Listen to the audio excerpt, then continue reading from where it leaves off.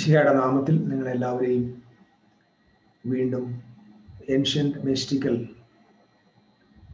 സ്കൂളിലേക്ക് സ്വാഗതം ചെയ്യുന്നു. യേശുക്രിസ്തു മുഖാന്തരം നമുക്ക് ലഭിച്ചിരിക്കുന്ന ഈ വിലയേറിയ സമയത്തെ ഓർത്ത് ഞാൻ ദൈവത്തിന് നന്ദി പറയുകയും ദൈവം തുടർന്ന് നമ്മളോട് സംസാരിക്കട്ടെ എന്ന് പ്രാർത്ഥിക്കുകയും ചെയ്യും. വിശുദ്ധന്മാർ, പൂർവപിതാക്കന്മാർ ദൈവഹൃദയത്തെ അറിഞ്ഞ വിശുദ്ധന്മാർ അവർ പോയ പാത, ആ പാതയിലൂടെ സഞ്ചരിക്കാൻ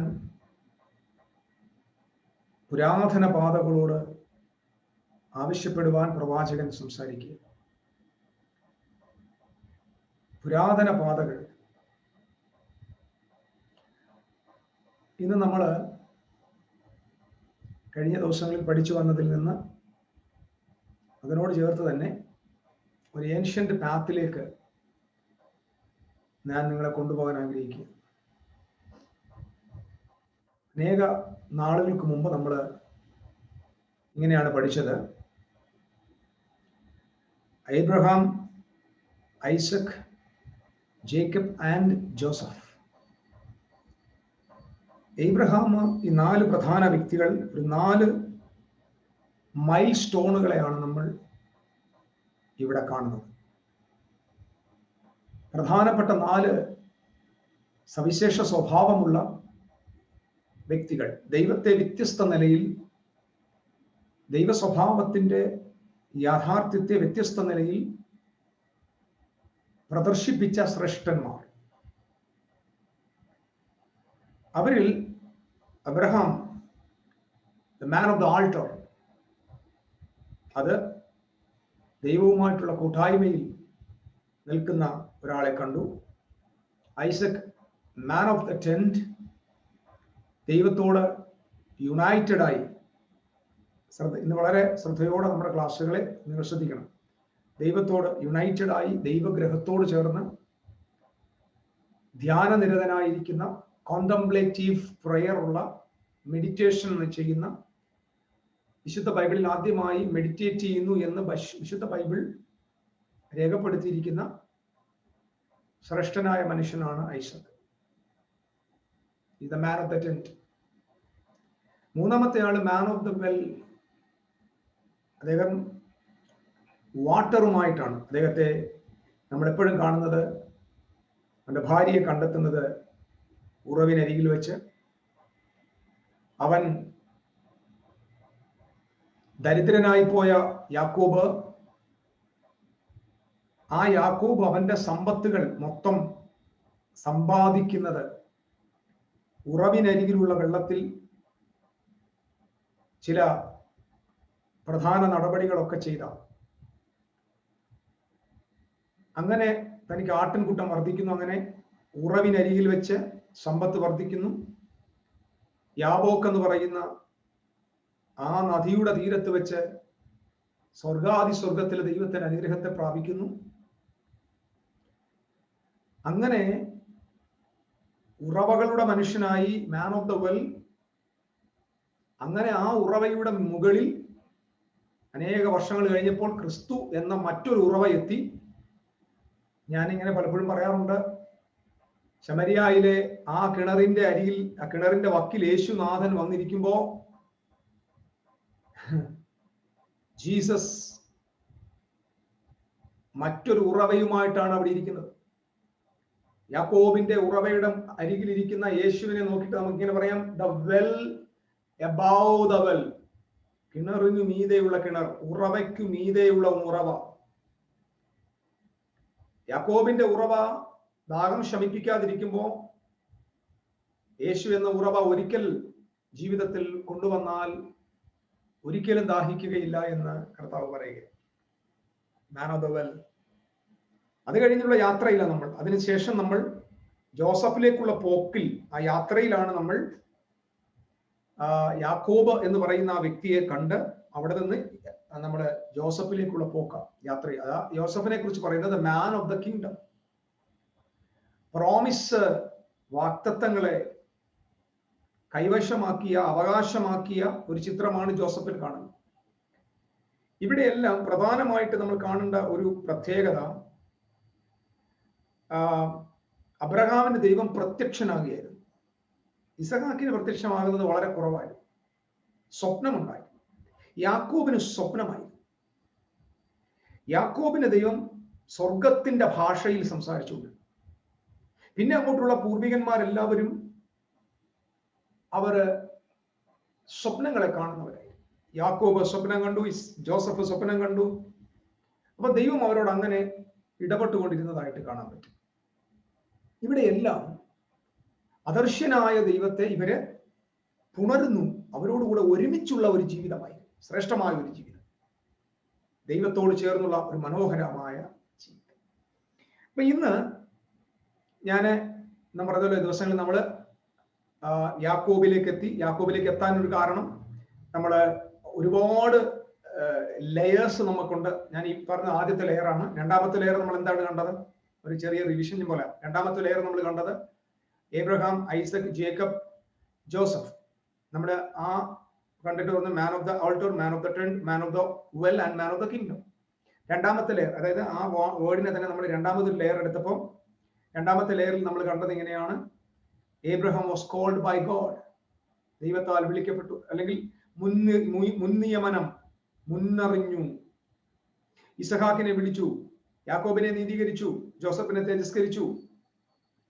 ഓക്കെ, രണ്ടാമത്തെ ലെയറിൽ നമ്മൾ അത് കണ്ടു.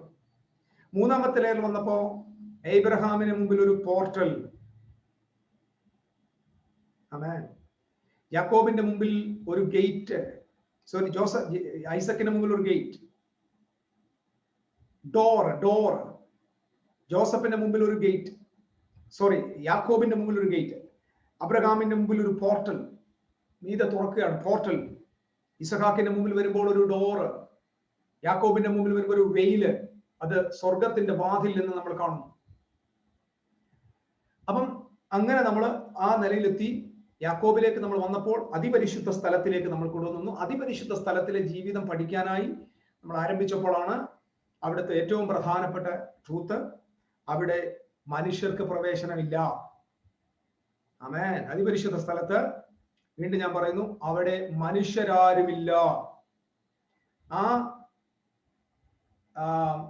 ലേവ്യ പുസ്തകം 16-ാം അധ്യായത്തിൽ അഹ്റോൻ അതിപരിശുദ്ധ സ്ഥലത്തേക്ക് പ്രവേശിക്കുമ്പോൾ മനുഷ്യരാരും ഉണ്ടായിരുന്നില്ല എന്ന് പറയുന്നതിന് ഏൻഷ്യന്റ് ആദിമ സഭയിലെ ആദിമ കാലഘട്ടത്തിലെ ഭാഷാ പണ്ഡിതന്മാർ കൊടുത്തൊരു വ്യാഖ്യാനം ഞാൻ പറഞ്ഞു. അതിപരിശുദ്ധ സ്ഥലത്തിൽ മനുഷ്യരാരും ഉണ്ടായിരിക്കില്ല എന്ന് പറഞ്ഞാൽ, മനുഷ്യനായിട്ട് പ്രവേശിക്കുന്ന അഹ്റോൻ അവിടെയാകുമ്പോൾ താന് ഒരു ദൈവപുത്രനായി മാറുകയാണ്, ദൈവതുല്യനായി മാറുകയാണ്, ഒരു ഡിവൈൻ പേഴ്സൺ ആയിട്ട് കൺവേർട്ട് ആകുകയാണ്. ആമേൻ. ഡിവൈൻ പേഴ്സൺ ആയിട്ട് കൺവേർട്ട് എന്ന് പറഞ്ഞാൽ സൺ ഓഫ് ഗോഡിന്റെ മാനിഫെസ്റ്റേഷൻ ആണ് അതിപരിശുദ്ധ സ്ഥലത്തിൽ കാണുന്നത്. അവിടെയാണ് സ്വഭാവങ്ങൾ മാറുന്നത്, അവിടെയാണ് ജസ്റ്റിഫിക്കേഷൻ വെളിപ്പെടുന്നത്, അവിടെയാണ് ക്യാരക്ടറുകൾ മോൾഡ് ചെയ്യപ്പെടുന്നത്, അവിടെയാണ് തോൽവികൾ ജയമായി മാറുന്നത്, ദൈവം ജനത്തെ പരിശുദ്ധമാക്കുന്നത് അവിടെയാണ്. അപ്പം ആ ബന്ധത്തിൽ നമ്മൾ പഠിച്ചത്, അവിടെ ആദ്യമായിട്ടുള്ളത് ആ അതിപരിശുദ്ധ സ്ഥലത്തേക്ക് ഒരാൾ പ്രവേശിക്കുമ്പോൾ ആദ്യം ആ ആളിന് വരുന്ന ബോധ്യം, he is completely forgiven. കാരണം he is in heaven. ഹെവനിൽ ഇരിക്കുന്ന ആളിന്റെ നേച്ചർ, അതാണ് യാക്കോബിന്റെ ഡയമെൻഷനിലേക്ക് നമ്മൾ വരുമ്പോൾ കാണുന്നത്. അപ്പൊ ഞാൻ നിങ്ങളോട് പറയുന്നതിന്റെ ഏറ്റവും പ്രധാനപ്പെട്ട ട്രൂത്ത് മനസ്സിലാക്കണം. ഈ സന്ദേശങ്ങളുടെ ഒരു സമാപ്തിയിലേക്ക് നമ്മൾ പോകുമ്പോൾ, നമ്മൾ അതിപരിശുദ്ധ സ്ഥലത്തിന്റെ മഹത്വത്തെ ദർശിക്കുമ്പോൾ, ഞാൻ പ്രിയപ്പെട്ടവരെ നിങ്ങളോട് പറയുകയാണ്, സ്വർഗവാസികളായിട്ട് നമ്മൾ ഭൂമിയിൽ ജീവിക്കുകയാണ്. സ്വർഗവാസികളായി നാം ഭൂമിയിൽ ജീവിക്കുകയാണ്. പരിശുദ്ധാത്മാവിനെ കുറിച്ച് നമ്മൾ എബ്രായ ലേഖനത്തിൽ വായിക്കുന്നതാണ്, വരുവാനുള്ള ലോകത്തിന്റെ ശക്തി ആസ്വദിച്ചവർ എന്ന് പറഞ്ഞാൽ, ഇൻവിസിബിൾ വേൾഡിന്റെ, സ്വർഗരാജ്യത്തിന്റെ, ദൈവത്തിന്റെ ആ അദർശ്യ ലോകത്തിന്റെ ശക്തിയെ ആസ്വദിക്കുക. അതാ പരിശുദ്ധാത്മ പ്രാപിച്ചു. U are A heavenly being. ശ്രദ്ധിക്കുക, നിങ്ങൾ സ്വർഗീയന്മാരാണ്. നിങ്ങൾ ഭൂമിയിൽ ജീവിക്കുമ്പോഴും നിങ്ങൾ ഒരു ഹെവൻലി ബീയിങ് ആയിട്ട് ജീവിക്കണം. It's a very hard statement, but it is the biblical statement. അതുകൊണ്ടാണ് നമ്മൾ മുമ്പ് പറഞ്ഞത് മുൻകൂടാരം നിൽക്കും തോറും. എബ്രായ ലേഖനത്തിലെ വാക്യത്തെ ഞാൻ വീണ്ടും ഒന്ന് കൊണ്ടുവരണം. കാരണം നമ്മുടെ മൈൻഡിനെ ബാധിക്കുന്ന പ്രശ്നങ്ങളിലേക്ക് നമ്മൾ പോകുമ്പോഴും ഈ വിഷയങ്ങൾ നമുക്ക് മാറ്റിക്കൂടാ. അവിടുത്തെ വാക്യം ഇങ്ങനെയാണ്. അതുകൊണ്ട് ആദ്യ നിയമത്തിന്റെ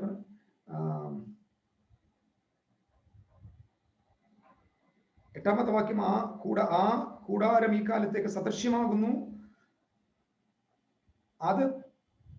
അതിന് തക്കവണ്ണം ആരാധനയ്ക്കായി മനസാക്ഷിയിൽ പൂർണ്ണ സമാധാനം വരുത്തുവാൻ കഴിയാത്ത പാപവും യാഗോടെ അർപ്പിക്കുന്നു എന്നൊക്കെ പറഞ്ഞിട്ട് മുമ്പോട്ട് പറഞ്ഞു.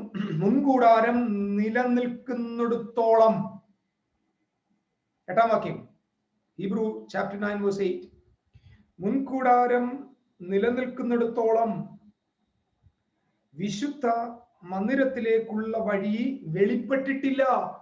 ഇതൊരു പ്രധാന സ്റ്റേറ്റ്മെന്റ്. എന്താ ഈ മുൻകൂടാരം? ഞാൻ ഈ വാക്യത്തെ ഒന്ന് മറ്റൊരു വേർഷനിൽ വായിച്ചു കേൾപ്പിക്കാം. ഞാൻ നോക്കട്ടെ, ഒരു മിനിറ്റ്.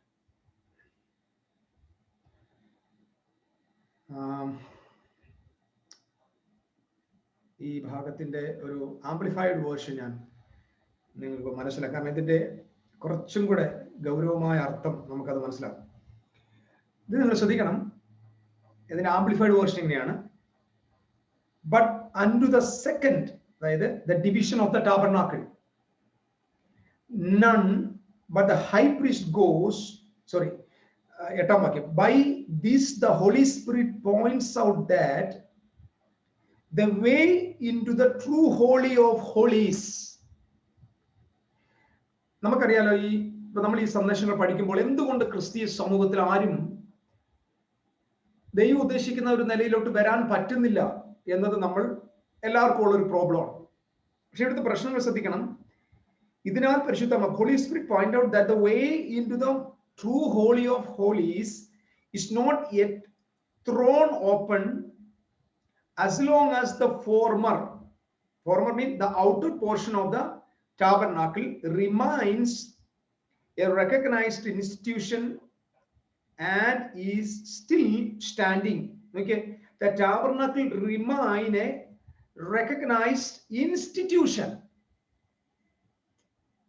അംഗീകരിക്കപ്പെട്ടിരിക്കുന്ന ഒരു സ്ഥാപനമായി ടാബർനാക്കിൾ നിലനിൽക്കുന്നിടത്തോളം കാലം, as long as the former, the outer portion of the tabernacle remains a recognized institution and is still standing. അപ്പം ദൈവാലയം എന്ന, പ്രാർത്ഥനാലയം എന്ന ഇൻസ്റ്റിറ്റ്യൂഷണലൈസ്ഡ് എന്ന നിലയിലുള്ള ഒരു ക്രമത്തിൽ ദൈവത്തിന്റെ സഭ, ആരാധന സംവിധാനങ്ങൾ നിലനിൽക്കുന്ന ഇടത്തോളം കാലം മോസ്റ്റ് ഹോളി പ്ലേസിലേക്കുള്ള വഴി തുറക്കപ്പെട്ടില്ല എന്ന് നമ്മൾ വായിക്കും. Did you get me? അപ്പൊ അതിപരിശുദ്ധ സ്ഥലത്തേക്ക് എന്താണ് നമ്മുടെ ലക്ഷ്യം? ഞാൻ കഴിഞ്ഞ ദിവസം പറഞ്ഞു, വാട്ട് ഈസ് അവർ ഗോൾ? എല്ലാവരും ശ്രദ്ധിക്കണം. ഇപ്പം ഫണ്ടമെന്റലിസ്റ്റിക് ചിന്തയിലുള്ളവരാരും ഇതിനകത്തില്ലെന്ന് തോന്നുന്നു. Because already we are mystical തോട്ട്സിലാണ്. Fundamentalist always focusing on heaven. They are preparing people go to heaven. സ്വർഗത്തിലേക്ക് ആളുകളെ കൊണ്ടുപോകാനാണ് ഫണ്ടമെന്റൽ ക്രിസ്ത്യാനിറ്റിയുടെ ലക്ഷ്യം. കാരണം അവരുടെ പ്രോബ്ലം നരകമാണ്. ഹെവൻ എന്നതിന്റെ അവർക്ക് വാക്തത്വവും നരകം എന്നത് അവരുടെ മുമ്പിലുള്ള വലിയ ഒരു പ്രതിസന്ധിയാണ്. പാപം എന്ന് കേൾക്കുമ്പോൾ നരകവുമായിട്ടാണ് ഇത് കണക്ട് ചെയ്യുന്നത്. എന്നാൽ ഒറിജിനൽ ബൈബിളിന്റെ ട്രൂത്ത് അനുസരിച്ച് നമ്മൾ ആരും, ഞാൻ ഇന്നലെ പറഞ്ഞു, ദൈവത്തിന്റെ അൾട്ടിമേറ്റ് ഗോൾ എന്ന് പറയുന്നത് നാം അവന്റെ പുത്രനോട് സാദൃശ്യമുള്ളവരായി അവന്റെ പുത്രത്വത്തിന്റെ വെളിപ്പാടിലേക്ക് വരിക എന്നതാണ് നമ്മുടെ ലക്ഷ്യം. ഹെവൻ അല്ല.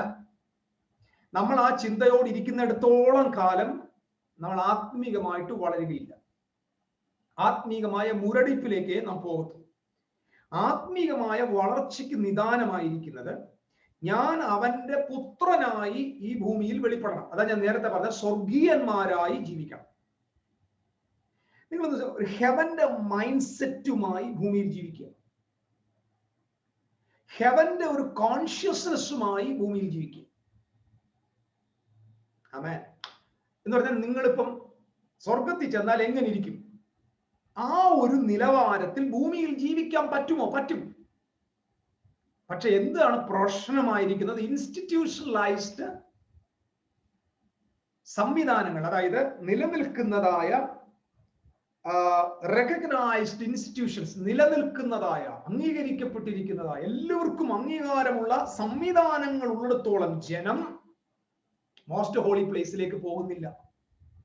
അപ്പൊ ദൈവത്തിനും ജനത്തിനും നടുവിൽ ഇന്ന് നമ്മൾ കാണുന്ന പ്രതിസന്ധി നമ്മുടെ നാട്ടിൽ ഉരുവായി വന്നിരിക്കുന്ന നിലനിൽക്കുന്നതായ സംവിധാനങ്ങളാണ്. റിച്വലിസ്റ്റിക് റിലീജിയസ് സംവിധാനങ്ങളാണ് ഈ അതിപരിശുദ്ധ സ്ഥലത്തിലേക്ക് പോകാനുള്ള തടസ്സം. അപ്പൊ അതിപരിശുദ്ധ സ്ഥലത്തിലേക്ക് എത്തിക്കഴിഞ്ഞാലോ, അതിപരിശുദ്ധ സ്ഥലത്തിൽ എത്തിക്കഴിഞ്ഞാൽ ഞാൻ നേരത്തെ പറഞ്ഞ മനുഷ്യരില്ല, അവിടെ മനുഷ്യരില്ല. അപ്പൊ അതുകൊണ്ടാണ് നിങ്ങൾ അത്യുന്നതന്റെ പുത്രന്മാർ എന്ന് വിളിക്കപ്പെടുന്നു. അത്യുന്നതന്റെ പുത്രന്മാർ, നിങ്ങൾ മനുഷ്യരെന്ന് വിളിക്കപ്പെടുന്നല്ല. നാം when we are in Christ, the Bible says we are a new creature. When we are in Christ, we are a new creature. Kainos. That means ഒരുവൻ ക്രിസ്തുവിലായാൽ അവൻ ഒരു പുതിയ ജീവിയാകുന്നു, പുതിയൊരു ക്രീച്ചർ ആകുന്നു. അപ്പൊ പുതിയ ക്രീച്ചർ എന്ന് പറയുന്നത് that is not just like the humanity, അല്ലെ ഭൂമിയിലുള്ള ഒരു മനുഷ്യനുമായിട്ട് സാദൃശ്യമുള്ള ഒരാളല്ല. The persons, those who are in Christ, means those who are awakened. ഇപ്പൊ ഞാൻ ഇത് പറയുമ്പോൾ മനസ്സിലാക്കണം, എല്ലാവരും ക്രിസ്തുവിലല്ലേ എന്നൊരു ചോദ്യമുണ്ട്. Praise the Lord. എല്ലാവരും ക്രിസ്തുവുണ്ട്, എല്ലാവരും ക്രിസ്തുവിലാണ്, എല്ലാവരും forgiven ആണ്, എല്ലാവരും ദൈവത്തിന്റെ മക്കളാണ്. പക്ഷേ ആ നിലയിലേക്ക് ആളുകൾ awakened അല്ല. ഇതൊരു awakening ആണ്. ഇപ്പൊ Christ consciousness is an awakening. I am forgiven. ശ്രദ്ധിക്കുക, ഞാൻ എന്റെ പാപങ്ങളെല്ലാം കർത്താവ് ക്ഷമിച്ചിരിക്കുന്നു. എന്റെ പാപം മുഴുവൻ കർത്താവ് ക്ഷമിച്ചിരിക്കുക. എനിക്ക് ഒരു പാപവും ഇല്ല, എന്റെ ഉള്ളിൽ പാപമില്ല, ഞാൻ 100% ക്ഷമിക്കപ്പെട്ടവനാണ് എന്നത് ഞാൻ നിങ്ങളെ റെഫറൻസ് എടുത്ത് പഠിപ്പിച്ചിട്ട് കാര്യമില്ല. നിങ്ങൾക്ക് അത് ഉള്ളിന്റെ ഉള്ളിൽ നിന്ന് വരേണ്ട ഒരു ഉണർവാണ്, അവേക്കണിംഗ് ആണ്, ഒരു അല്ലെങ്കിൽ ഒരു നവജീവനാണ്, ഒരു എങ്ങനെ പറയുന്നത്, അവേക്കണിംഗ് എന്ന് പറഞ്ഞാൽ ഒരു പുത്തൻ ഉണർവായി, ഒരു പുതിയ അറിവായിട്ട് അത് വെളിയിൽ വരികയാണ്. അതിങ്ങനെ എഴുന്നേറ്റ്, നമ്മൾ ഉറക്കത്തിൽ നിന്ന് എഴുന്നേറ്റ് വരുന്നത് പോലെ നമ്മൾ അതിലേക്ക് എഴുന്നേറ്റ് വരികയാണ്. ഒരു അവേക്കണിംഗ് ആണ്. അപ്പം U are a new creation എന്നത് ഒരു അവേക്കണിംഗ് ആണ്. അതുകൊണ്ടാണ് ബൈബിൾ പറഞ്ഞത് ബിഹോൾഡ്, ഇതാ സകലതും പുതുതായിരിക്കുന്നു പറഞ്ഞാൽ if you are a new creation you should behold. Beholding means നമ്മൾ അതിനെ കണ്ടെത്തുക. That is an awakening. So forgiveness എന്ന് പറയുന്നത് ഒരു awakening ആണ്. In Christ reality is an awakening. Christ in you is an awakening. Christ consciousness is an awakening. You are in Christ is an awakening. God lives in you. These all things are ഒരു അതുകൊണ്ടാണ് ഞാൻ പറഞ്ഞത് നിങ്ങളുടെ ഹൃദയ ദൃഷ്ടി പ്രകാശിക്കണം. ആമേൻ. ഈ തിരുവെഴുത്തുകൾ ഞാൻ പറഞ്ഞുകൊണ്ടിരിക്കുമ്പോൾ തന്നെ നിങ്ങളുടെ ഉള്ളിൽ സംഭവിക്കും, അവേക്കണിംഗ് ഉണ്ടാവും. അത് ഞാൻ ഇന്നലെ പറഞ്ഞ പോലെ അവേക്കണിംഗിൽ നിങ്ങൾ എത്തിയതിന്റെ തെളിവാണ് ഇത് കേട്ടോണ്ടിരിക്കുന്നത്. ഇനി നിങ്ങൾക്ക് പറയാം പിന്നെ ഇത് ഞാൻ പറഞ്ഞു, ഇത് അൺലേൺ ചെയ്യാൻ പറ്റില്ല പ്രിയരെ. നമുക്ക് പഠിച്ചതിനെ മാറ്റി പഠിക്കാം, പക്ഷെ അവേക്കണിങ്ങിനെ നിങ്ങൾക്ക് തിരുത്താൻ പറ്റില്ല. നിങ്ങൾക്ക് ഒരിക്കലും പിറകോട്ട് പോകാൻ പറ്റാത്ത ഒരു യാഥാർത്ഥ്യത്തിലാണ് ദൈവം നിങ്ങളെ നടത്തിക്കൊണ്ടിരിക്കുന്നത്. ആമേൻ. മാറ്റി പറയാൻ പറ്റത്തില്ല, തിരുത്താൻ പറ്റത്തില്ല. കാരണം ഉണർന്നു കഴിഞ്ഞാൽ ഉണർന്നതാ, വെളിപ്പെട്ട് കഴിഞ്ഞാൽ വെളിപ്പെട്ടതാ. അതുകൊണ്ടാണ് ദൈവകൃപയുടെ റെവലേഷൻസ് ഒക്കെ വന്ന ശേഷം നമുക്ക്, ഞാൻ പറഞ്ഞല്ലോ, കൃപയുടെ വെളിപ്പാട് വന്ന ശേഷം എനിക്ക് ലാഭം ഉണ്ടായിട്ടുണ്ടോ എന്ന് ചോദിച്ചാൽ ഒരു ലാഭം ഉണ്ടായിട്ടില്ല. ഈ ഒരു ന്യൂ റെവലേഷൻ ലോകത്തോട് ഞാൻ പഠിപ്പിക്കുന്നുണ്ട്. എന്താണ് എന്റെ നേട്ടം? ഒരു നേട്ടമില്ല. എനിക്ക് നഷ്ടങ്ങൾ ലോകത്തിൽ പൗലോസിന്റെ വർഷം നഷ്ടം മാത്രമേ ഉള്ളൂ. നഷ്ടങ്ങൾ മാത്രമേ ഉള്ളൂ. എവറി ഏരിയയിൽ നഷ്ടം മാത്രമേ ഉള്ളൂ. ഭൗതികമായിട്ട് ഞാൻ പറഞ്ഞല്ലോ, ലോകം മുഴുവൻ 5 വൻകരകളിൽ ഏകദേശം ഒരു 600-ലധികം ദൈവ മനുഷ്യരോട് കൂടെയുള്ള ബന്ധമുണ്ട്. 600-ലധികം പാസ്റ്റേഴ്സുമായിട്ട് ബന്ധമുണ്ട് വേൾഡ് വൈഡ്. ഈ ഒരു ഒറ്റ അവേക്കണിങ്, ഒരു ഉണർവ് കാരണം, നമ്മൾ ഈ ഒരു വെളിപ്പെടുത്തൽ കാരണം we have lost many thing. ഞാൻ ഇവിടെ ഇരുന്നുകൊണ്ട് നിങ്ങളെ മുമ്പിൽ ഇരുന്നുകൊണ്ട് ഞാൻ ഇല്ലായ്മ പറയുകയല്ല. പക്ഷേ ഇതെല്ലാം സംഭവിക്കുമ്പോഴും എന്താണ് പുറകിലോട്ട് പോകാൻ പറ്റാത്തത്? നിങ്ങൾ ചോദിക്കില്ല, എങ്കിൽ ഒന്ന് തിരിച്ചു നോക്കൂടെ? പറ്റത്തില്ല ബ്രദറെ, പറ്റത്തില്ല. ശ്രമിച്ചാലും പറ്റത്തില്ല. കാരണം ഇതൊരു അറിവല്ല, ഇതൊരു പഠിച്ചതല്ല. പഠിച്ചത് മാറ്റി പഠിക്കാം. ശ്രദ്ധിക്കാം, പഠിച്ചത് മാറ്റി പഠിക്കാം. ഇതൊരു ബോധ്യമാണ്. ഈ ബോധ്യത്തെ നമുക്ക് മറക്കാൻ പറ്റില്ല, അഭിനയിക്കാനേ പറ്റത്തുള്ളൂ. ഏൻഷ്യന്റ് മിസ്റ്റിക്കൽ ക്ലാസ്സിൽ ഇരിക്കുന്ന നിങ്ങൾക്ക് എത്ര ഉണർവുകളാ ദൈവം, എത്ര ഇടങ്ങളിലാ ദൈവം നിങ്ങളെ തട്ടി ഉണർത്തുന്ന അറിയാമോ? ആയുസ്സിൽ മരിച്ചാൽ പോലും നിത്യതയുടെ തീരത്തും തുടരേണ്ടതായ ചില പ്രധാനപ്പെട്ട ബോധ്യങ്ങളാണ് പരിശുദ്ധാത്മാവ് നിങ്ങൾക്ക് തന്നുകൊണ്ടിരിക്കുന്നത്. ആമേൻ. Get ready brothers. അതുപോലെ തന്നെയാണ് ഞാൻ പറഞ്ഞല്ലോ, ഈ മിറാക്കിൾ മിനിസ്ട്രി അതൊരു അവേക്കണിംഗ് ആണ്. ഞാൻ ഇപ്പം മനസ്സിലാക്കി. അല്ലാതെ ഇങ്ങനെ നമ്മളിങ്ങനെ ഒരു ബാറ്ററിയിൽ ഇങ്ങനെ കുത്തിയിട്ട് ചാർജ് ചെയ്തുകൊണ്ടിരിക്കുന്നതല്ല. ചാർജ് ചെയ്ത് അതൊരു സ്വർഗീയമായ അവേക്കണിംഗ് ആണ്. ഒരു ദിവസം അത് നമ്മളിൽ ഉണർന്നു വരും. അന്ന് മുതൽ പത്രോസിന്റെ ഭാഷയിൽ പറഞ്ഞാൽ പിന്നെ പോയി നസറേനായ യേശുവിന്റെ നാമത്തിൽ എഴുന്നേറ്റ് നടക്കാന്ന് പറയുന്നിടത്തൊക്കെ നടക്കും. നിന്റെ ആ ഷാഡോയിലൂടെ ഇതൊന്നും ഇപ്പൊ പത്രോസിന്റെ ഷാഡോയിലൂടെ രോഗികൾ സൗഖ്യമായത് പത്രോസ് ഷാഡോ ഉണ്ടാക്കി നിങ്ങൾ കിടത്താൻ പറഞ്ഞിട്ടില്ല. അദ്ദേഹത്തിന് അങ്ങനെ ഒന്നുണ്ടെന്നും വിശ്വസിച്ചവരിലൂടെ അത്ഭുതങ്ങൾ നടക്കുകയാണ്. അതൊരു അവേക്കണിംഗ് ആണ്, അതൊരു നവബോധ്യമാണ്, അതൊരു ഹൃദയത്തിനകത്തുണ്ടാകുന്ന ഒരു പ്രകാശനമാണ്. Praise the Lord. So you are the most holy place. നിങ്ങൾ അതിപരിശുദ്ധ സ്ഥലത്തിരിക്കുന്നു. അതിപരിശുദ്ധ സ്ഥലത്തിരിക്കുന്ന ആള് നിങ്ങൾ സ്വർഗീയന്മാരാണ്. എന്നോട് കർത്താവ് ഇന്ന് പ്രഭാതം മുതൽ എന്നോട് സംസാരിച്ചൊരു പ്രധാന വാക്കായത്. കർത്താവ് എന്നോട് പറഞ്ഞു, നിങ്ങൾ എല്ലാവരും സ്വർഗത്തിലെ ആളുകളാണ് എന്ന് പറഞ്ഞാൽ സ്വർഗത്തിന്റെ സംസ്കാരത്തിൽ ഇവിടെ ജീവിക്കേണ്ടവരാണ്. നിങ്ങൾ ഭൂമിയിലുള്ള ആളുകളെ പോലെ ജീവിക്കരുത്. കുറിച്ചു വെച്ച് പ്രാർത്ഥിക്കണം, ദൈവമേ ഇനി അങ്ങോട്ടുള്ള ജീവിതം മനുഷ്യനെ പോലെ എനിക്ക് ജീവിക്കാൻ പാടില്ല. ഞാനൊരു സ്വർഗത്തിന്റെ ഡിവൈൻ ബീയിങ് ആയിട്ട് എനിക്ക് ജീവിക്കണം. പ്രതിസന്ധികളുണ്ട്, കഷ്ടതയുണ്ട്, നിന്ദയുണ്ട്, പരിഹാസമുണ്ട്, താഴ്ചയുണ്ട്, ഉയർച്ചയുണ്ട്, അംഗീകാരമുണ്ട്, തിരസ്കരണമുണ്ട്, ഇതൊക്കെ ഉണ്ട്. പക്ഷേ ഇതിന്റെ എല്ലാം നടുവിൽ ഒരു ഹെവൻലി ബീയിങ് എങ്ങനെയാണോ ബിഹേവ് ചെയ്യുന്നത് അതുപോലെ എനിക്ക് ബിഹേവ് ചെയ്യണം. അതാണ് അതിപരിശുദ്ധ സ്ഥലത്തെ ജീവിതം. അതുകൊണ്ടാണ് ഞാൻ ഈഗോയെ നിങ്ങളുടെ മുമ്പിലേക്ക് കൊണ്ടുവന്നത്. You can be a heavenly being in this year. Amen. ഞാനൊരു വേറൊരു കാര്യം കൂടെ, കഴിഞ്ഞ ദിവസം ഒരു ദേവദാസൻ പറഞ്ഞൊരു ചിന്ത എനിക്ക് പെട്ടെന്ന് ഇഷ്ടപ്പെട്ടു. അത് ഇങ്ങനെയാണ്, ഈ അബ്രഹാമിനെ ദൈവം വിളിച്ചിട്ട് പറഞ്ഞ ആദ്യത്തെ വാചകം, നിന്റെ മതം ഉപേക്ഷിക്കുക, ദൈവത്തെ ഉപേക്ഷിക്കുക എന്ന് പറഞ്ഞില്ല.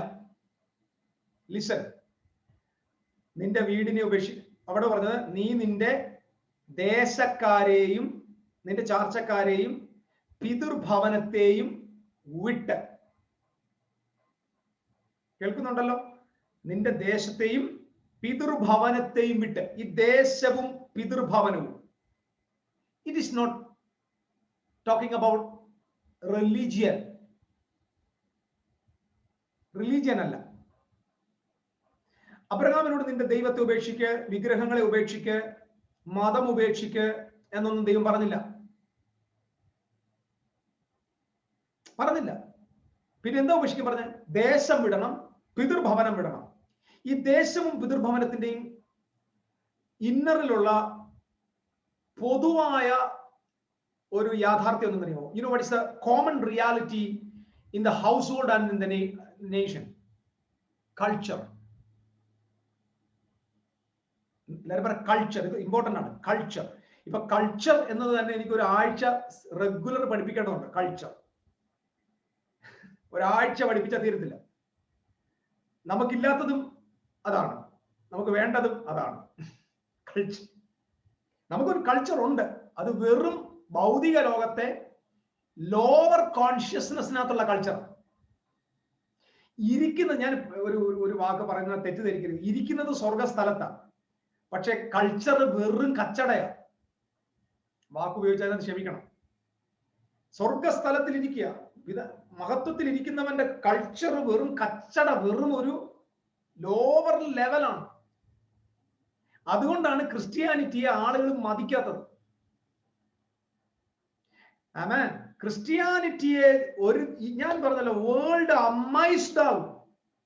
ഒറ്റ കാര്യം ചെയ്താൽ മതി, നമ്മുടെ കൾച്ചർ ഹെവന്റെ കൾച്ചർ ആക്കിയാൽ മതി.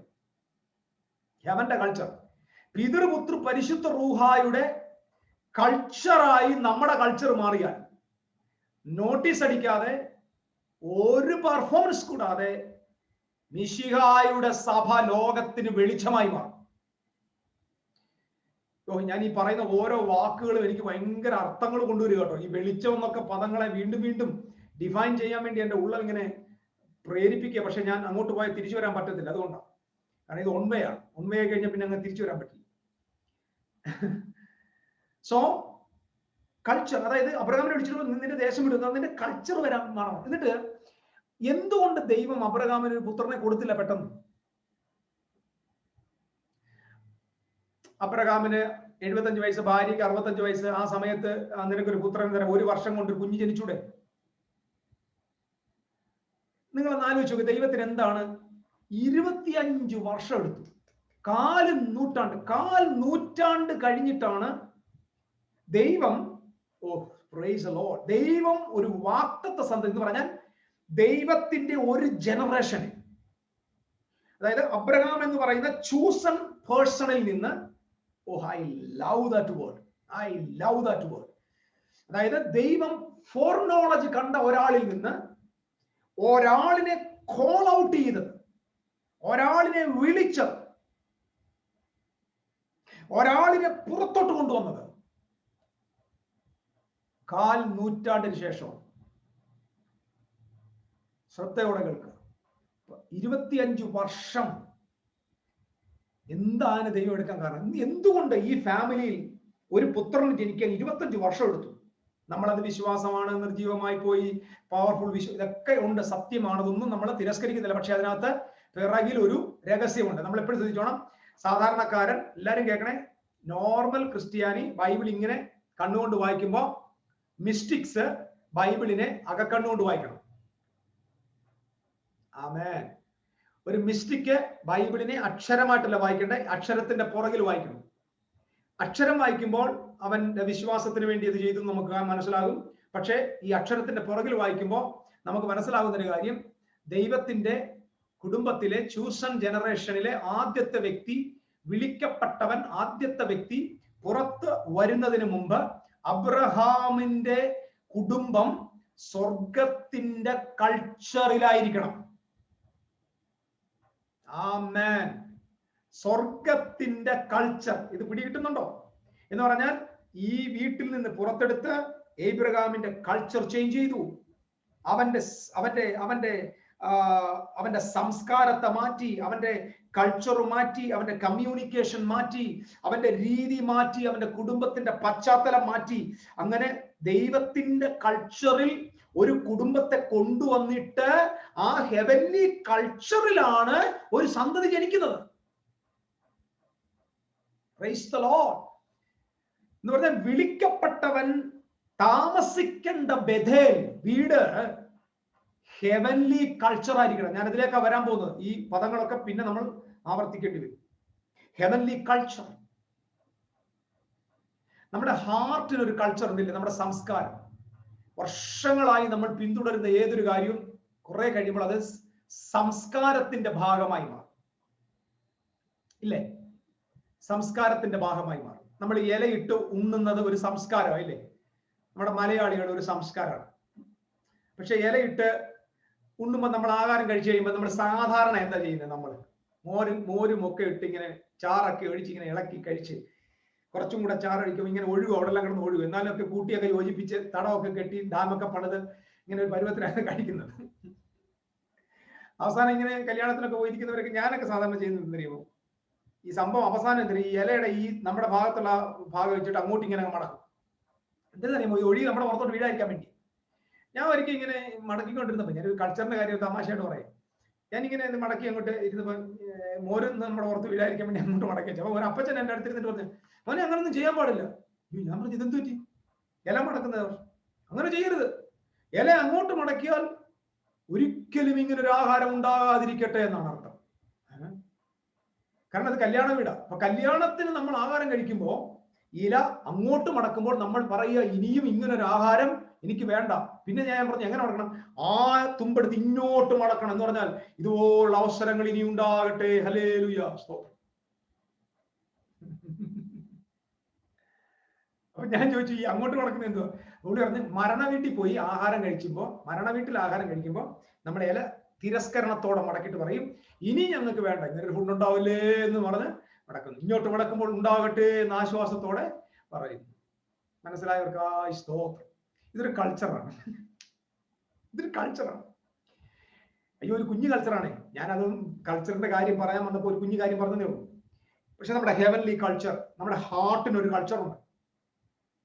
സ്വർഗത്തിലെ പിതാവ്, പുത്രൻ, പരിശുദ്ധ റൂഹായിക്കകത്ത് ഒരു ലൈഫ് ഉണ്ട്. ആ കൾച്ചറിലേക്ക് നമ്മൾ വരണം. ആ കൾച്ചറിലാണ് നമ്മൾ മോസ്റ്റ് ഹോളി പ്ലേസിൽ കാണുന്നത്. ആ കൾച്ചറിലേക്ക് നമ്മൾ പോകുമ്പോൾ തടസ്സമായിട്ട് നിൽക്കുന്ന ഏറ്റവും വലിയ പ്രധാന ഘടകമാണ് എന്ത്? Ego. ഈഗോയാണ് Lucifer. Amen.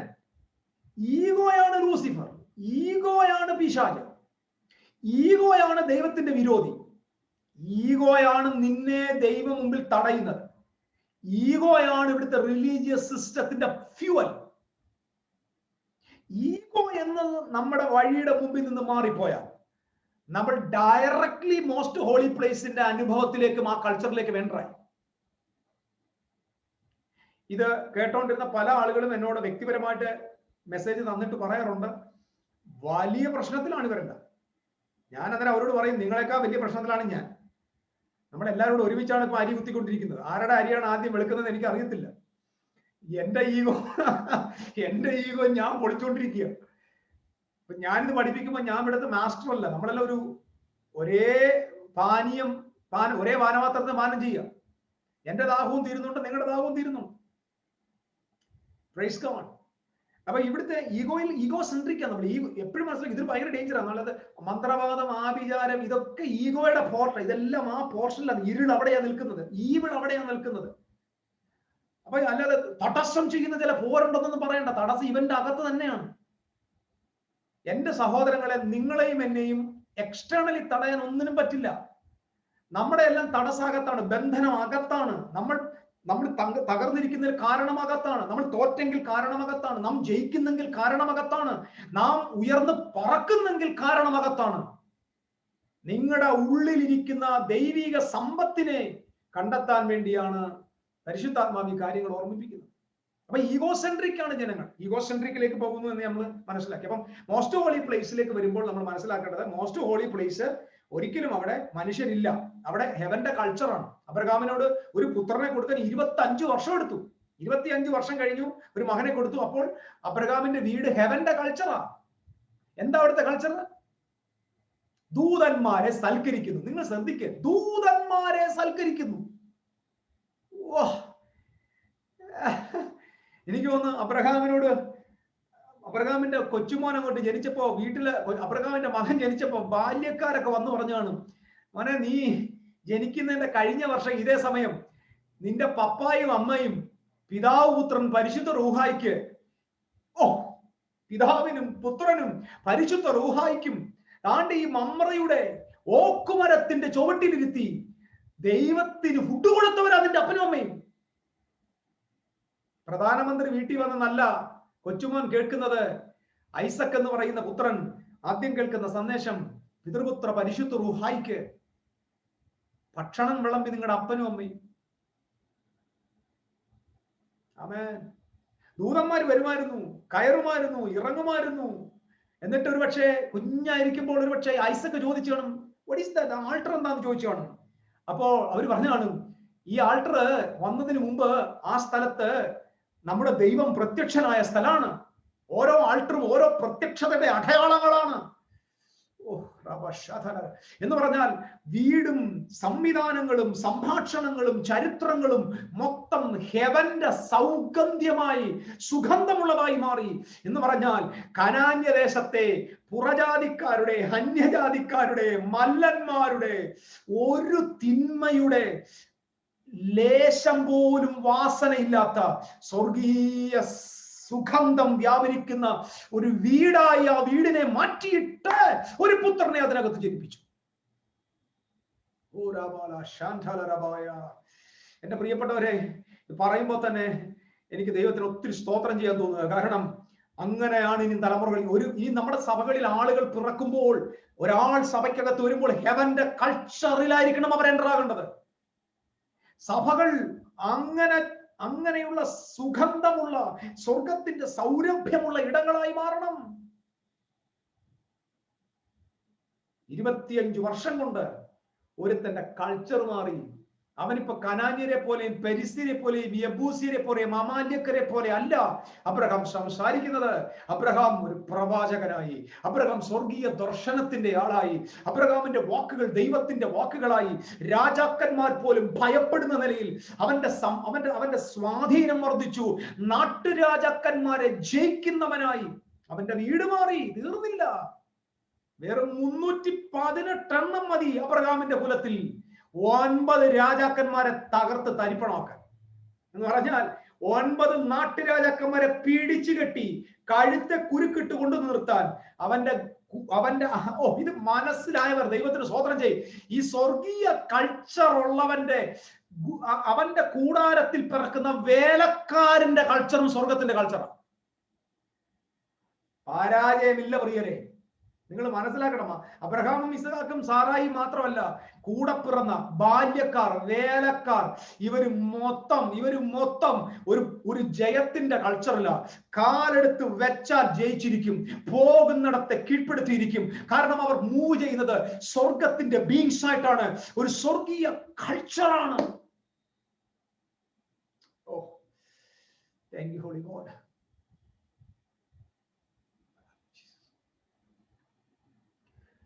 Praise you, God.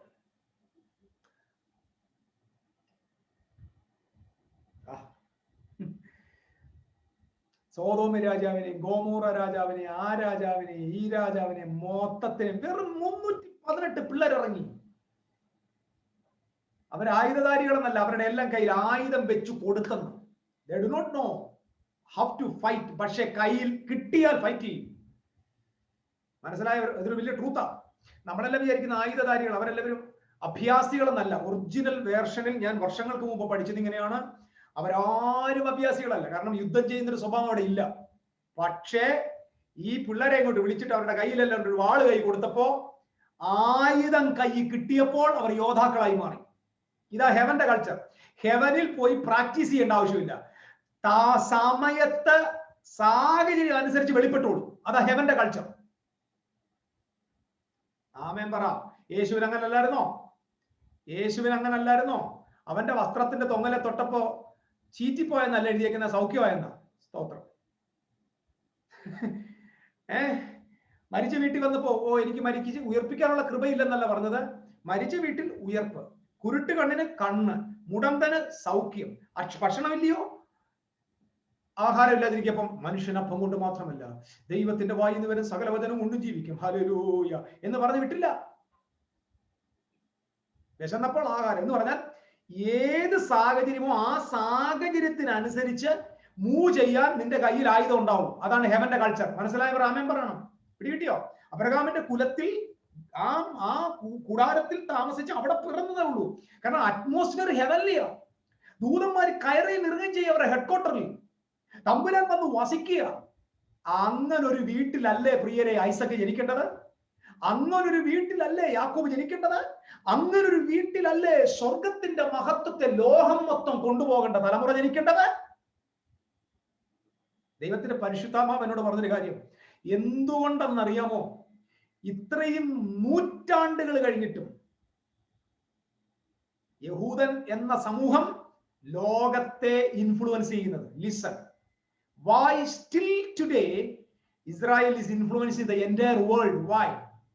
Because ഞാൻ നമുക്ക് ഒരുമിച്ച് ഗ്യാതറിംഗ് ആയിരുന്നെങ്കിൽ തുള്ളിച്ചാടി മഹത്വപ്പെടുത്തി സ്തോത്രം ചെയ്യാൻ പറ്റുന്ന ഒരു സന്ദേശം. സ്തോത്രം.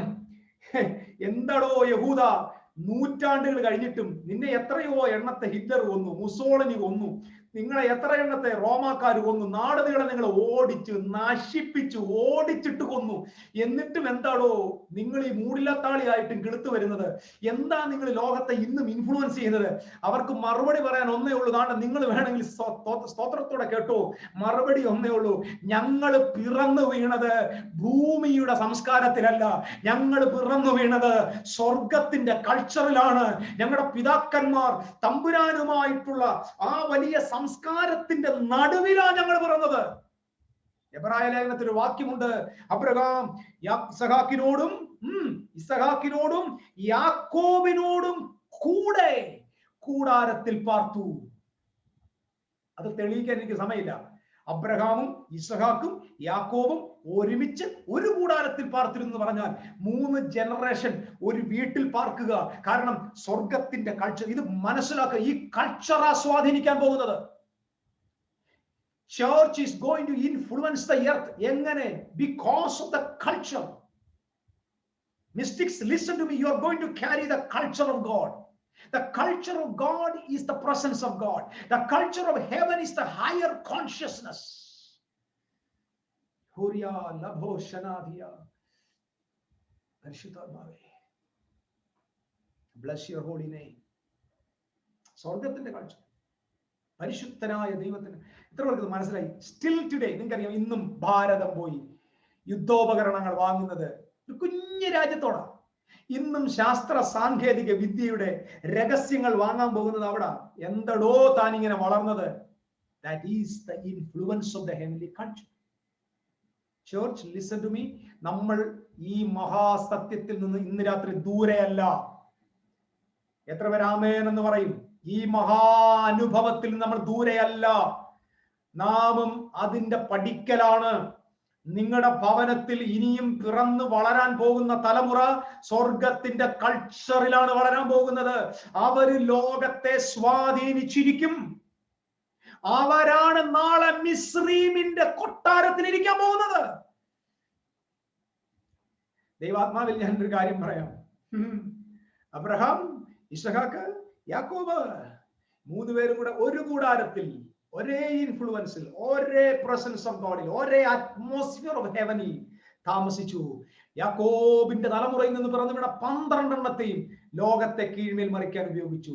അതിന്റെ നമ്മുടെ നാട്ടുഭാഷ അതിന്റെ ടേസ്റ്റ് എന്നോണം, നമുക്കെന്നറിയില്ലേ, ഫോർ ടേസ്റ്റ് എന്നോണം 12 എണ്ണത്തിൽ ഒരെണ്ണത്തെ ദൈവം അങ്ങോട്ട് പൊക്കിയെടുത്ത് തൊട്ടപ്പുറത്തെ ലോകത്തെ അന്നത്തെ ഏറ്റവും വലിയ സാമ്രാജ്യത്തിന്റെ പ്രൈം മിനിസ്റ്ററിന്റെ പൊസിഷനിൽ കൊണ്ടിരുത്തി. Praise the Lord. നിങ്ങളുടെ കുഞ്ഞുങ്ങൾ പാസ്റ്ററാകാൻ വേണ്ടിയല്ല പ്രാർത്ഥിക്കേണ്ടത്. പാസ്റ്ററാകുന്നത് എളുപ്പമാണ്. നിങ്ങൾക്കൊരു കുഞ്ഞുണ്ടെങ്കിൽ അവനൊരു IAS ഓഫീസർ ആകാൻ, അവനൊരു ബിസിനസിന്റെ ഏറ്റവും ടോപ്പ് മോസ്റ്റിൽ എത്താൻ, ഒരു മീഡിയയുടെ ഹെഡ് ആകാൻ, ഒരു എഡ്യൂക്കേഷണൽ ഡയറക്ടർ ആകാൻ, ഒരു IAS ഓഫീസർ ആകാൻ പ്രാർത്ഥിക്കണം. ലോകത്തെ ചലിപ്പിക്കുന്നവർ അവിടെയാണ് വരുന്നത്. ദാനിയേലിന്റെ കാലമായത്. ഒരു ദാനിയേൽ ബേൽഷസ്സറിന്റെ രാജ്യത്ത് ബാബിലോണിൽ എത്തിയത് കൊണ്ടാണ് ആ രാജ്യം ദൈവരാജ്യത്തിന്റെ മഹിമ കണ്ടത്. Influencing people. സോ മിസ്റ്റിക്കൽ സ്കൂളിൽ നമ്മൾ അങ്ങോട്ട് യാത്ര ചെയ്യുക. പ്രിയപ്പെട്ടവരെ, ഞാൻ ഉറക്കെ പറയാം, നിങ്ങളുടെ ഭവനങ്ങളിൽ ഇതൊരു പ്രൊഫറ്റിക് വേർഡായിട്ട് എടുത്തു. നിങ്ങളുടെ തലമുറകളിൽ പിറക്കാൻ പോകുന്ന ജനറേഷനിൽ ലോകത്തെ ചലിപ്പിക്കുന്ന ജോസഫുമാർ ജനിക്കും. ഇന്ന് നരേന്ദ്രമോദി ഇരിക്കുന്ന അതേ കസേരയിൽ ക്രിസ്തുവേശുവിന്റെ വെളിപ്പാടുള്ളവൻ ഇരുന്നാൽ ഭാരതത്തിന്റെ അവസ്ഥ എന്താവും ഓർക്കണം. ഇന്നത്തെ ക്രിസ്ത്യാനികൾ ഒരുത്തിന് ഇരുന്നാൻ പറ്റത്തില്ല. പക്ഷെ സ്വർഗത്തിന്റെ കൾച്ചറുള്ള ഒരു ഭരണാധികാരി വന്നിരുന്നെങ്കിൽ ഭാരതത്തിന്റെ മഹത്വം എങ്ങനെ വർദ്ധിച്ചേനെ? ഇതൊക്കെയാണ് ചിന്തിക്കുന്നത്. ഞാൻ അതിലേക്ക് ഇപ്പൊ തൽക്കാലം പോകുന്നില്ല. ഞാൻ തിരിച്ചു വരിക. സ്വർഗത്തിന്റെ കൾച്ചറാ അബ്രഹാമിന്റെ വീട്. നിങ്ങളുടെ വീട്ടിൽ പ്രാർത്ഥനയും ആരാധനയും ദൈവത്തോടുള്ള സംസർഗവും ദൈവവുമായിട്ടുള്ള മെഡിറ്റേഷനും പിതാവ് പുത്രൻ പരിശുദ്ധ റൂഹയുടെ സന്തോഷത്തിനകത്തെ ആ ഉല്ലാസവും നിറഞ്ഞു കവിയുന്ന കാലത്ത് അതിൽ വളരുന്ന തലമുറ, ഓ ഹല്ലേലൂയ, അതിൽ വളരുന്ന തലമുറ, സ്വർഗത്തിന്റെ ആ കൾച്ചറിൽ വളരുന്ന തലമുറ. ഓക്കെ, ഞാൻ ആ ഭാഗം വിടുക. അങ്ങനെ ഇവിടെ നമ്മൾ മനസ്സിലാക്കേണ്ട അടുത്തൊരു ലെയർ, ഞാൻ ഒരുപാട് ലെയർ പറഞ്ഞു. predestined, called, justified and glorified, tend, അതായത് altar, tend, well, kingdom. അതിനുശേഷം നമ്മൾ വന്നത് പോർട്ടൽ, ഗേറ്റ്, ഡോർ ആൻഡ് വെയിൽ, ഇതെല്ലാം പറഞ്ഞു. ബട്ട് ഇന്ന് വേറൊരു തലത്തിലേക്ക് ഞാൻ നിങ്ങളെ കൊണ്ടുപോകാൻ പോകും. അത് നമ്മുടെ ഈഗോയുമായിട്ട് ഒരു കണക്ഷൻ ഉള്ളത് കൊണ്ടാണ് ഞാൻ ഇന്ന് ആ ഒരു പാത്ത് സ്റ്റാർട്ട് ചെയ്യാൻ പോകും. ഈ പാത്ത് ജിയോഗ്രാഫിക്കലി പോയത് നമ്മുടെ എലൈജയാണ്. നമുക്കറിയാം, നമ്മുടെ ഈ ക്ലാസിന്റെ രണ്ട് പ്രധാനപ്പെട്ട ഹെഡ് മാസ്റ്റേഴ്സ് ഉണ്ട്. ഒന്ന് എലൈജ, രണ്ട് ഹനോക്ക്. നമ്മൾ ഈ കക്ഷികളെ ഒന്നും ഇതുവരെ തൊട്ടിട്ടില്ല. എപ്പോ തൊടുമെന്ന് എനിക്ക് അറിയത്തുമില്ല. ചിലപ്പോൾ ഒരു പക്ഷേ അടുത്ത സെമസ്റ്ററിലായിരിക്കും, ഈ സെമസ്റ്ററിൽ കാണത്തില്ല. ഹാനോക്ക് എന്ന് പറയുന്ന ആള് ഒരു ബിയോണ്ട് ഹ്യൂമൻ ബീങ് ആണ്. അദ്ദേഹത്തെ ഒരുപാട് റെവലേഷൻസ് പറയേണ്ടതുണ്ട്. അപ്പം എലൈജ എന്ന് പറയുന്ന ആള്, Elijah choose an ancient path. Elijah ഒരു പുരാതന പാതയെ തെരഞ്ഞെടുത്ത് അതിലൂടെയാണ് തന്റെ ബാല്യക്കാരനായ എലീശായെ കൊണ്ടുപോയത്. ഇതൊരു ഹിസ്റ്റോറിക്കൽ ഇവന്റ് ആണ്. അതില് നിങ്ങൾ മനസ്സിലാക്കേണ്ട ഒരു കാര്യം, അതില് ഈ started his life from Gilgal. ശ്രദ്ധിക്കണം, ഗിൽഗാലിൽ നേരെ ബെഥേൽ, ബെഥേലിൽ നിന്ന് നേരെ ജെറിഹോ, ജെറിഹോയിൽ നേരെ ജോർഡാൻ. കേൾക്കുന്നുണ്ടോ? Gilgal, Bethel, Jordan, Jericho, Jordan. 4 ദിവസം എടുത്തേ ക്ലാസ് തീരത്തുള്ളൂ. കാരണം ഈ 4 പാത്തുകളാണ്, സ്പെഷ്യൽ പാത്തുകളാണ്. ഗിൽഗാൽ എന്ന വേർഡിന്റെ അർത്ഥം നിന്നെ ഉരുട്ടിക്കളഞ്ഞു എന്നാണ്. പണ്ടൊരു കൊച്ചു പറഞ്ഞു, നിന്നെ ഉരുട്ടിക്കളഞ്ഞ സ്ഥലമാണ്. സൺഡേ സ്കൂളില് അവരോട് ചോദിച്ചടാ, ഗിൽഗാൽ എന്ന വാക്കിന്റെ അർത്ഥം എന്താ? നിന്നെ ഉരുട്ടിക്കളഞ്ഞ സ്ഥലം എന്ന് പറഞ്ഞ ടീച്ചറിനെ നോക്കിയിട്ട് പറഞ്ഞു, നിന്നെ ഉരുട്ടിക്കളഞ്ഞ സ്ഥലമാണ്. ഗിൽഗാൽ എന്ന വേർഡിന്റെ അർത്ഥം റൗണ്ട് എന്ന, സർക്കിൾ, സർക്കിളാണ്. എല്ലാവരും ശ്രദ്ധിക്കണം, സർക്കിൾ. അതിന്റെ ട്രൂ മീനിങ്, ഗിൽഗാൽ എന്ന വേർഡിന്റെ true meaning uniting with God എന്നാണ്. The biggest circle in the world is triune God. The biggest circle in the world is triune God, Father, Son and Holy Spirit. That is a circle, that is an everlasting circle, that is perichoresis. So when we are united with God, that is the starting point of ancient path. Okay, തുടക്കം മുതൽ നമ്മൾ പോകുന്ന അവിടെ തന്നെ. Uniting with God, I am in God, God is in me, the Father in me, the Son of God in me, the Holy Ghost in me. I am not alone. This is an awareness. ഇത് ഒരു real ആയിട്ട് നമ്മുടെ മാറുക. ഇത് real ആയി മാറിയാൽ പിന്നെ U cannot be in earth. നീ ഭൂമിയിലായിരിക്കും, പക്ഷെ നീ ഭൂമിയിലായിരിക്കത്തില്ല. നിന്റെ സംസ്കാരം സ്വർഗത്തിന്റെ സംസ്കാരമായിരിക്കും. നീ ഒരു ഹെവൻലി ബീയിങ്ങിനെ പോലെ ആക്ട് ചെയ്യാൻ തുടങ്ങും. നമ്മൾ പറഞ്ഞില്ലേ, ദൈവം ഈ രാജ്യത്തിന്റെ മുൻപോട്ടുള്ള ഈ പ്രോഗ്രഷനില് ടൈം ട്രാവലിംഗ് ഉണ്ടാവും. ടൈം ട്രാവലിംഗ് എന്ന് പറഞ്ഞാൽ എന്താ അറിയാമോ? ഇപ്പൊ നമ്മളിപ്പം we believe in immortality. നമുക്കിനി ഒരു 100 വർഷത്തിന് ശേഷം ഭൂമി എങ്ങനെ ആയിരിക്കണമെന്ന് കാണാൻ ആഗ്രഹം തോന്നിയ, 100 വർഷത്തിന് ശേഷം ഭൂമി എങ്ങനെ ആയിരിക്കും എന്ന് കാണാൻ ആഗ്രഹം തോന്നി, യു ക്യാൻ ട്രാവൽ. ഒരു 100 years ട്രാവൽ ചെയ്തിട്ട് വരാം എന്ന് പറഞ്ഞാൽ ഫ്യൂച്ചറിലേക്ക് പോകാം. കാരണം ഈഗോ എന്ന് പറഞ്ഞാൽ ഈ തടസ്സക്കാരൻ ഈഗോയ്ക്ക് എപ്പോഴും ഫ്യൂച്ചറും പാസ്റ്റും ആണുള്ളത്. ഈ 2 കാര്യത്തിൽ നമ്മളെ അമർത്തിക്കൊണ്ടിരിക്കും. നമ്മൾ ഈ ആയാമായതുകൊണ്ട് നാളെയും ആയാമാണ്, ഇന്നും ആയാമാണ്, ഇന്നലെയും ആയാമാണ്. പ്രസന്റ് എന്ന് പറഞ്ഞാൽ നമുക്ക് പ്രസന്റേ ഉള്ളൂ. ആമേൻ പറഞ്ഞു. നാളെ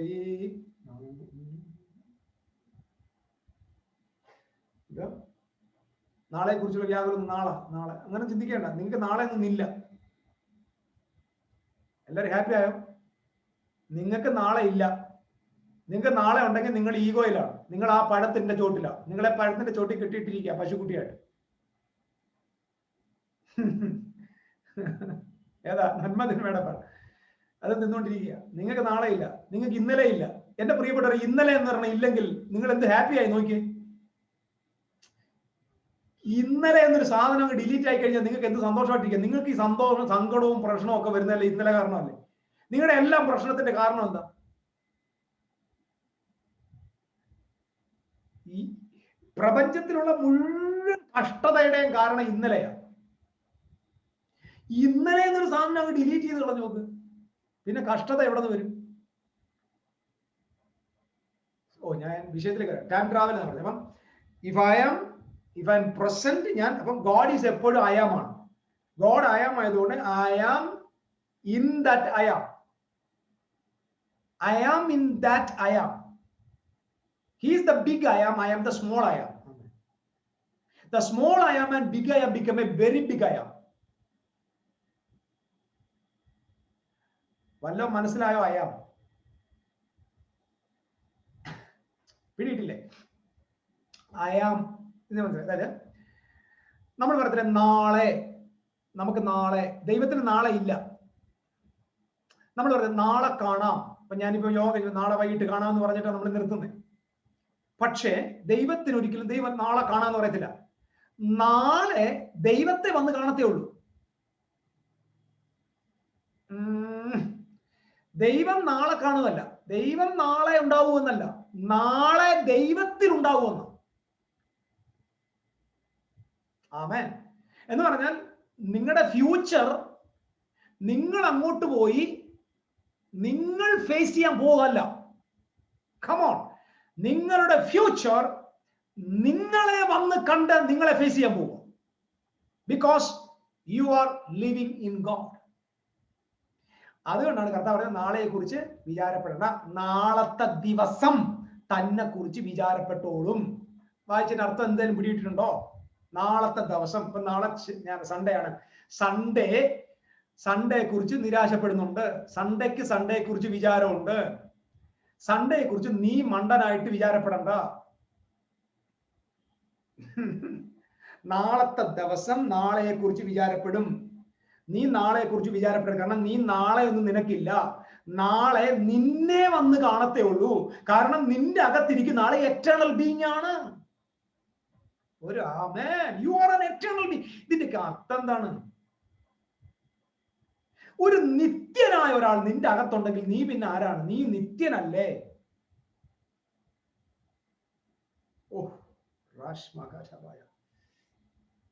നീ നിത്യനല്ലേ? നിത്യനകത്തിരിക്കുന്നവന്റെ അകത്ത് നിത്യതയില്ലേ? ഈ ആശയങ്ങൾ നിങ്ങൾ വ്യക്തമാവുന്നുണ്ടോ? ഓക്കെ. ഇപ്പൊ circle, Gilgal is the place of circle. It's a place of unity, uniting with God. Uniting with God is the true meaning of Gilgal.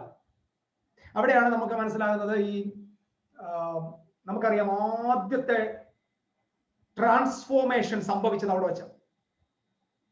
The biggest transformation of Jewish, ഇസ്രായേലിന് ഏറ്റവും വലിയ രൂപാന്തരം നടന്ന സ്ഥലം അവിടെ വെച്ച്. അവിടെ വെച്ചാണ് സർക്കംസിഷൻ നടന്നത്. നമുക്കറിയാം പരിച്ഛേദന നടന്നത് അവിടെ വെച്ചാണ് ക്രൈസ്റ്റിന്റെ റിസറക്ഷന്റെ, ക്രൈസ്റ്റിന്റെ റിസറക്ഷൻ പ്രഘോഷിക്കപ്പെട്ടത് അവിടെ വെച്ച. അതായത് യോർദാൻ കടന്നു വരുമ്പോൾ ദൈവത്തിന്റെ പെട്ടകവുമായിട്ട് അവർ നിൽക്കുമ്പോൾ വചനം പറയുന്നുണ്ട്, യോർദാൻ പിറകോട്ടൊഴുകി. യോർദാൻ ഇങ്ങനെ ബാക്കിലോട്ടൊഴുകി ചിറ പോലെ നിന്നു. ചിറ പോലെ നിൽക്കുമ്പോൾ ആ ചിറ പോലെ നിന്ന ആ സ്ഥലത്തിന്റെ പേര് ആദം പട്ടണം. എല്ലാവരും നോട്ട് ചെയ്യണം. ആദം പട്ടണം.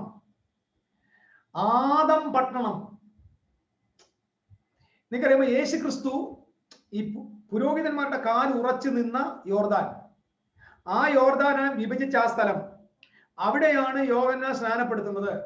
അവിടെയാണ് യേശു ക്രിസ്തു സ്നാനമേറ്റത്. ഇതെല്ലാം ഒരേ സ്ഥലത്താ, എല്ലാം സെയിം പ്ലേസാ. സോ ഈ പെട്ടകം ഇവിടെ നിൽക്കുന്ന ഈ സ്ഥലത്ത്, അല്ലെങ്കിൽ ക്രിസ്തു സ്നാനപ്പെട്ട ഈ സ്ഥലത്ത് അതിന്റെ വടക്ക് ഭാഗത്ത് ആദം പട്ടണം, ഇതിന്റെ താഴ്ഭാഗത്ത്, ഏറ്റവും താഴെ ഭാഗത്ത് ചാവുകടൽ. ആദമ മേളിൽ, ചാവുകടൽ താഴെ. പ്രവാചക പുസ്തകത്തിൽ ഒരു വാക്യമുണ്ട്, ഞാൻ നിന്റെ പാപത്തെ എടുത്ത് സമുദ്രത്തിന്റെ ആഴത്തിൽ ഇട്ട് കളയും. അപ്പം ആദാമ കുലം മുതലുള്ള മുഴുവൻ മനുഷ്യജാതിയുടെ പാപം പുത്രൻ തമ്പുരാൻ എടുത്ത് സമുദ്രത്തിന്റെ ആഴത്തിലേക്ക് ഇട്ട് കളഞ്ഞതിന്റെ വെളിപ്പാടാണ് ഈ യോർദാന്റെ ക്രോസിംഗ്. സ്തോത്രം എന്ന് പറഞ്ഞാൽ ഗിൽഗാൽ എന്ന് കണ്ടാൽ ഓർത്തോണം, that is the place without sin, total, ഞാൻ എപ്പോഴും total forgiveness. ഞാൻ ഇന്ന് ഒരു മെസ്സേജ്, ഇങ്ങനെ ഒരു റെവലേഷൻ എനിക്ക് ഓപ്പൺ ആയി. ഞാൻ അതിന്റെ സബ്ജക്ട് പറയാം. ഒന്ന്, forgive yourself, forgiveness-നെ കുറിച്ചാണ്. forgive yourself.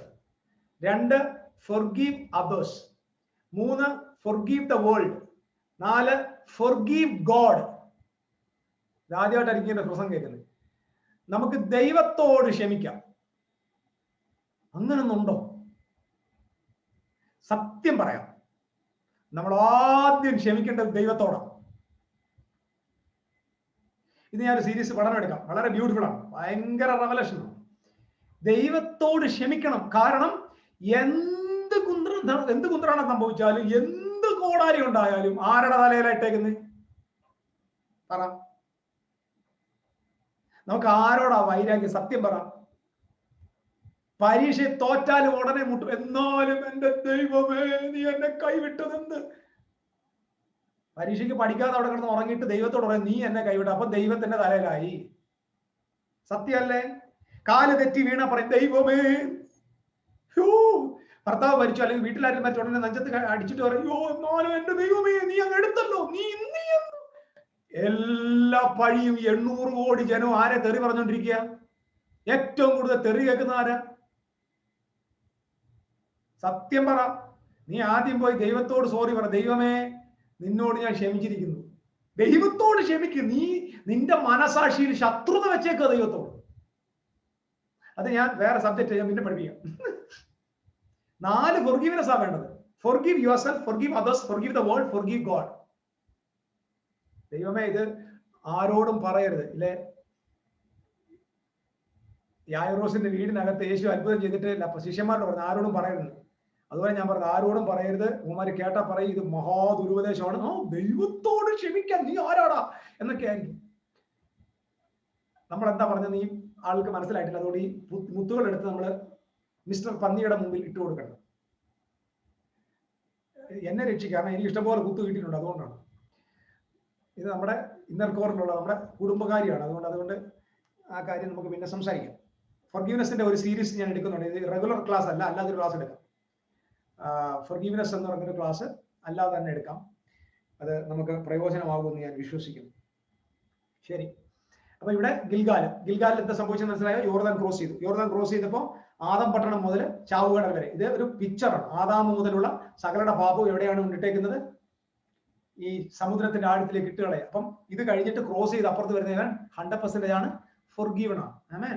No more sin. എല്ലാവരും ശ്രദ്ധിക്കണം, നിങ്ങൾക്ക് പാപമില്ല. അപ്പൊ നിങ്ങൾ ചോദിക്കും ജോൺ ബ്രദറെ നിങ്ങൾക്ക് പാപമില്ല എന്ന് നിങ്ങൾ പറയുന്നുവെങ്കിൽ നിങ്ങൾ തങ്ങളെ തന്നെ വഞ്ചിക്കുന്നതാണല്ലോ ബൈബിളിൽ വാക്യം. നമുക്ക് പാപമുണ്ട്, അതുകൊണ്ട് പിണങ്ങണ്ട. നേരത്തെ ഞാൻ പറഞ്ഞു പാപമില്ല, വാക്യമുള്ളത് കൊണ്ട് പാപമുണ്ട്. പിന്നെ ആ പാപം ഏതാണ്? ആ പാപം ഒരു ഇല്യൂഷൻ ആണ്. ഇല്യൂഷൻ, ഒരു നല്ല ആമേൻ പറ. Illusion, it is not real. കാരണം real sin is taken away by the Lord Jesus Christ. ലോകത്തിന്റെ പാപം മുഴുവൻ പിതാവിന്റെ മുമ്പിൽ ചുമന്നൊഴിച്ചു. അങ്ങനെയാണെങ്കിൽ ഭൂമിയിൽ ഇന്ന് കാണുന്ന പാപം ഒരു ഇല്യൂഷൻ ആണ്. ആ പാപം സെപ്പറേഷൻ, ഞാൻ ദൈവത്തിൽ നിന്ന് അകന്നവനാണ് എന്ന ആ ഒരു മിഥ്യാധാരണയിൽ ഉണ്ടായി വരുന്നതാണ് മനുഷ്യരുടെ സകല പാപപ്രവൃത്തികളും. നിങ്ങൾ ചെയ്ത പാപങ്ങളെ കുറിച്ച് ഒന്ന് ആലോചിക്ക്. ഒരു മിനിറ്റ് ആലോചിക്കും. നിങ്ങളുടെ മനസ്സിൽ വന്ന ഒരു ചിന്ത, ആ ചിന്ത ഒന്ന് ആലോചിക്കും. ചുമ്മാ ഒന്ന് ആലോചിച്ച് നശിച്ചു പോകല്ലേ. ഇപ്പൊ ആലോചിച്ചിട്ട് അങ്ങനെ പോകരുത്. ഇപ്പൊ മെസ്സേജ് കളഞ്ഞിട്ട് പോകരുത്. പിന്നെ വേറൊരു പ്രശ്നമുണ്ട്. നമുക്ക് പാപം എന്ന് കേട്ടാൽ ഉടനെ മലയാളിക്ക് ഓർമ്മ വരുന്നത്? മലയാളിക്ക് ഒരു പന്ന കൾച്ചറുണ്ട്. അതൊരു കൾച്ചറാണ്. പാപം എന്ന് കേട്ടാൽ അന്നേരം ഓർമ്മ വരുന്നത് ഈ അഡൾട്ടറിയാണ്. പാസ്റ്റർ പാപം ചെയ്തു എന്ന് പറഞ്ഞാൽ ഉടനെ എന്താ, പാസ്റ്റർ ഏതോ പോയി അഡൾട്ടറി ചെയ്തത്. അല്ല, ഒരു കള്ളം പറഞ്ഞു. ശ്രദ്ധിക്കുക, ഒരു കള്ളം പറഞ്ഞു. നിങ്ങൾ അതിനെക്കുറിച്ച് ഒന്ന് ആലോചിച്ചിട്ടുണ്ടോ? ആ കള്ളം പറഞ്ഞതിനെ കുറിച്ച് ആലോചിച്ചിട്ടുണ്ടോ? അതിന്റെ റീസൺ ആലോചിച്ചിട്ടുണ്ടോ? അത് കുറേയും കൂടെ ബാക്കിലോട്ട് പോയാൽ അത് ഒരു റിയൽ അല്ലെന്ന് അറിയത്തില്ലേ?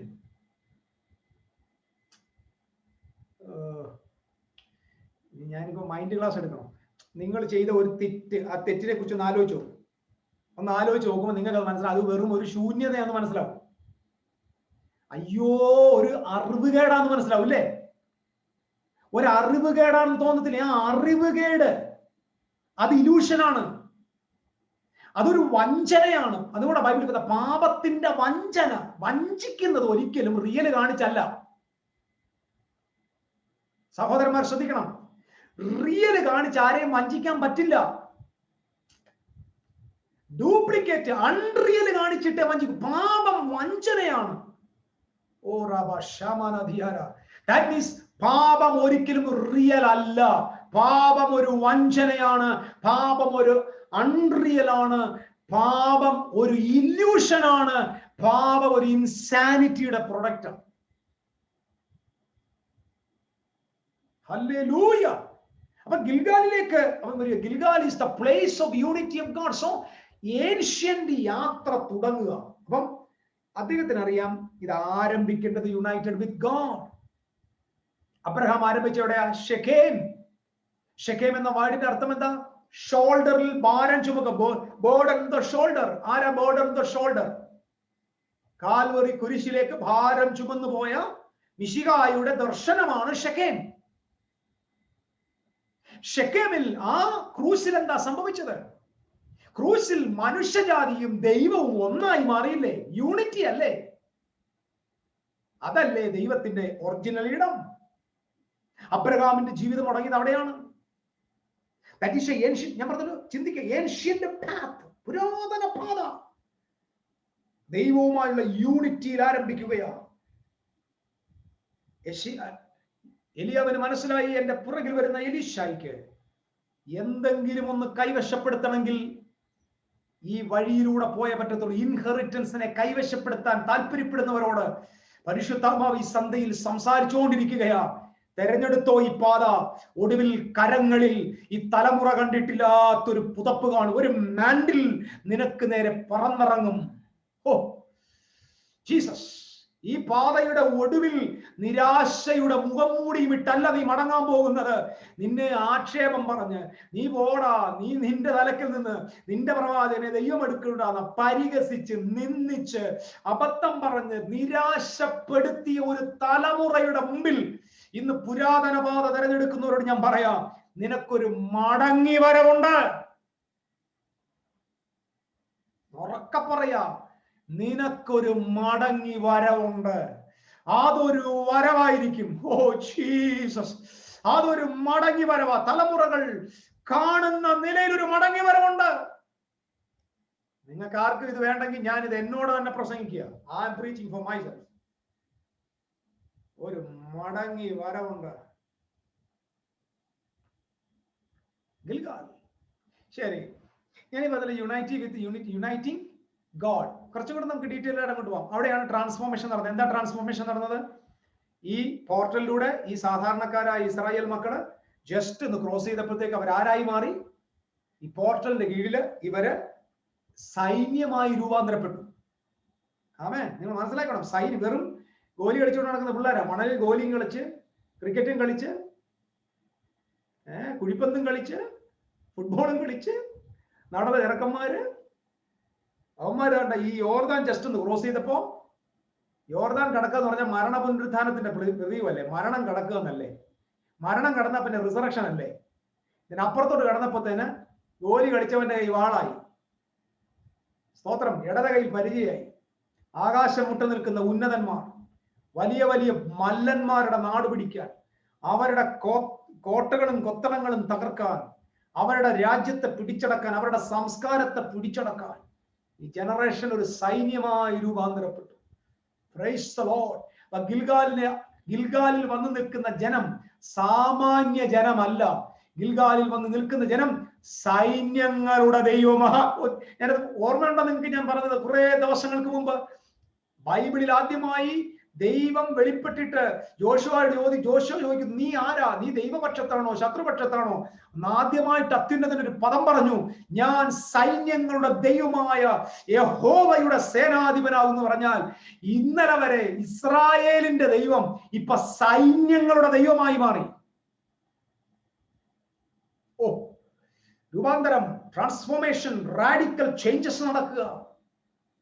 ഗിൽഗാൽ കണ്ടത്, ഗിൽഗാലിന്റെ ചിത്രങ്ങൾ നോക്കി, അവിടെ കൊണ്ടാണ് ആരംഭിക്കുന്നത്. രൂപാന്തരപ്പെട്ടവരെ കൊണ്ട്, ആളുമാറിയവരെ കൊണ്ട്, പുതുതലമുറയെ കൊണ്ട്, പുതു സൃഷ്ടിയെ കൊണ്ട്, പിതൃപുത്ര പരിശുദ്ധ റൂഹയോടുകൂടെ ഒരുമിച്ച് ആനന്ദിക്കുന്നവരെ കൊണ്ട്, സ്വർഗത്തിന്റെ കാഴ്ച പ്രാപിച്ചവരെ കൊണ്ട്, മഹത്വത്തിന്റെ ആ പോർട്ടലിലൂടെ കടന്നവരെ കൊണ്ട് ദൈവം ആരംഭിക്കുക ഒരു പുതിയ യാത്ര. ഗിൽഗാൽ.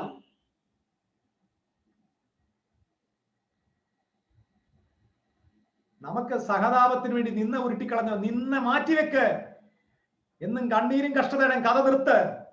പിതൃപുത്ര പരിശുദ്ധ റൂഹായോടുകൂടെ ഒരുമിച്ചൊരു യാത്ര. താണ്ടെ ഇനി മുതൽ അങ്ങോട്ടുള്ള യാത്രയിൽ നീ ഒറ്റയ്ക്കല്ലെന്ന അർത്ഥം. എന്ന് പറഞ്ഞാൽ ഗിൽഗാലിൽ നിന്ന് നീ ബേഥേലിലേക്ക് പോകുമ്പോൾ നിന്റെ കൂടെ ദൈവം ഉണ്ടാകും. ബേഥേലിൽ നിന്ന് ജെറിക്കോവിലേക്ക് പോകുമ്പോൾ നിന്റെ കൂടെ യഹോവ ഉണ്ടാകും.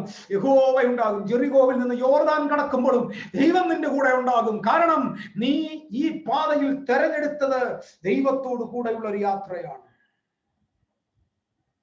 A glorious journey with Almighty God. സർവശക്തനായ ദൈവത്തോട് കൂടെയുള്ള അതിശ്രേഷ്ഠമായ ഒരു യാത്ര. Gilgal. Unity with God, uniting with God. സർവശക്തനോട് കൂടെ ഒരുമിക്കുക. മറ്റൊരു പ്രധാന സത്യം ഞാൻ പറയാം. നിങ്ങൾക്കറിയാമോ,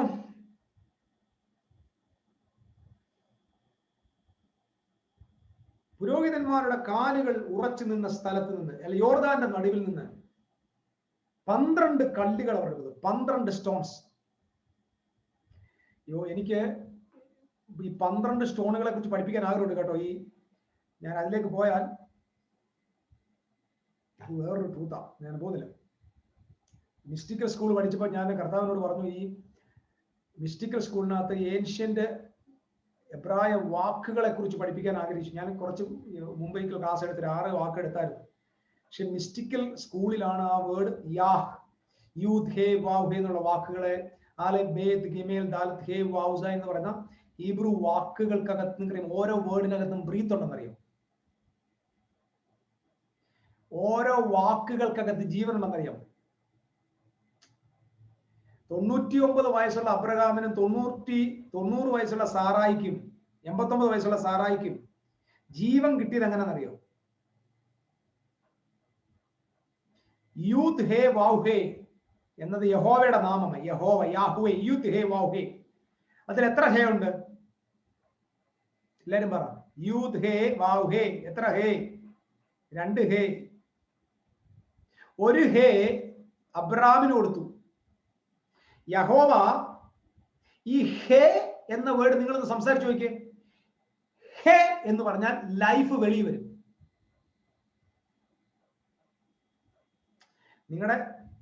നിങ്ങളുടെ ശ്വാസം പുറത്തു വരും.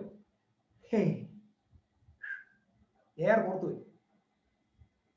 So that is a breathing language, breathing word. So God, Abram എന്ന വാക്കിന്റെ കൂടെ ഒരു ഹേ ആഡ് ചെയ്തു. അബ്രഹാം. യാഹ് എന്ന ദൈവത്തിന്റെ നാമത്തിലെ അക്ഷരങ്ങൾക്കകത്ത ജീവൻ.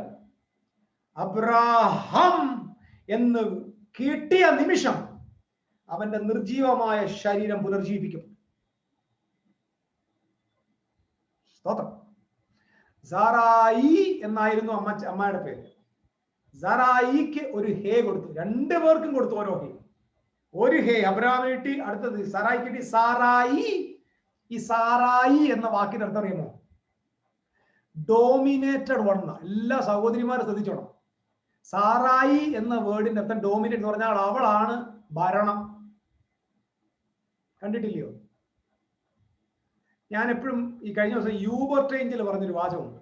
യൂബർട്ട് ഏഞ്ചലെ പുരുഷന്റെ ശബ്ദത്തിന്റെ പകുതിയിൽ കൂടുതൽ, എല്ലാ സിസ്റ്റർമാരും കാട്ടണം, പുരുഷന്റെ ഭർത്താവിന്റെ ശബ്ദത്തിന്റെ വോയിസിന്റെ പകുതിയിൽ കൂടുതൽ ഒരു സ്ത്രീയുടെ ശബ്ദം ഒരു വീട്ടിൽ ഉയർന്നാൽ ആ വീട് ശപിക്കപ്പെട്ടിരിക്കും.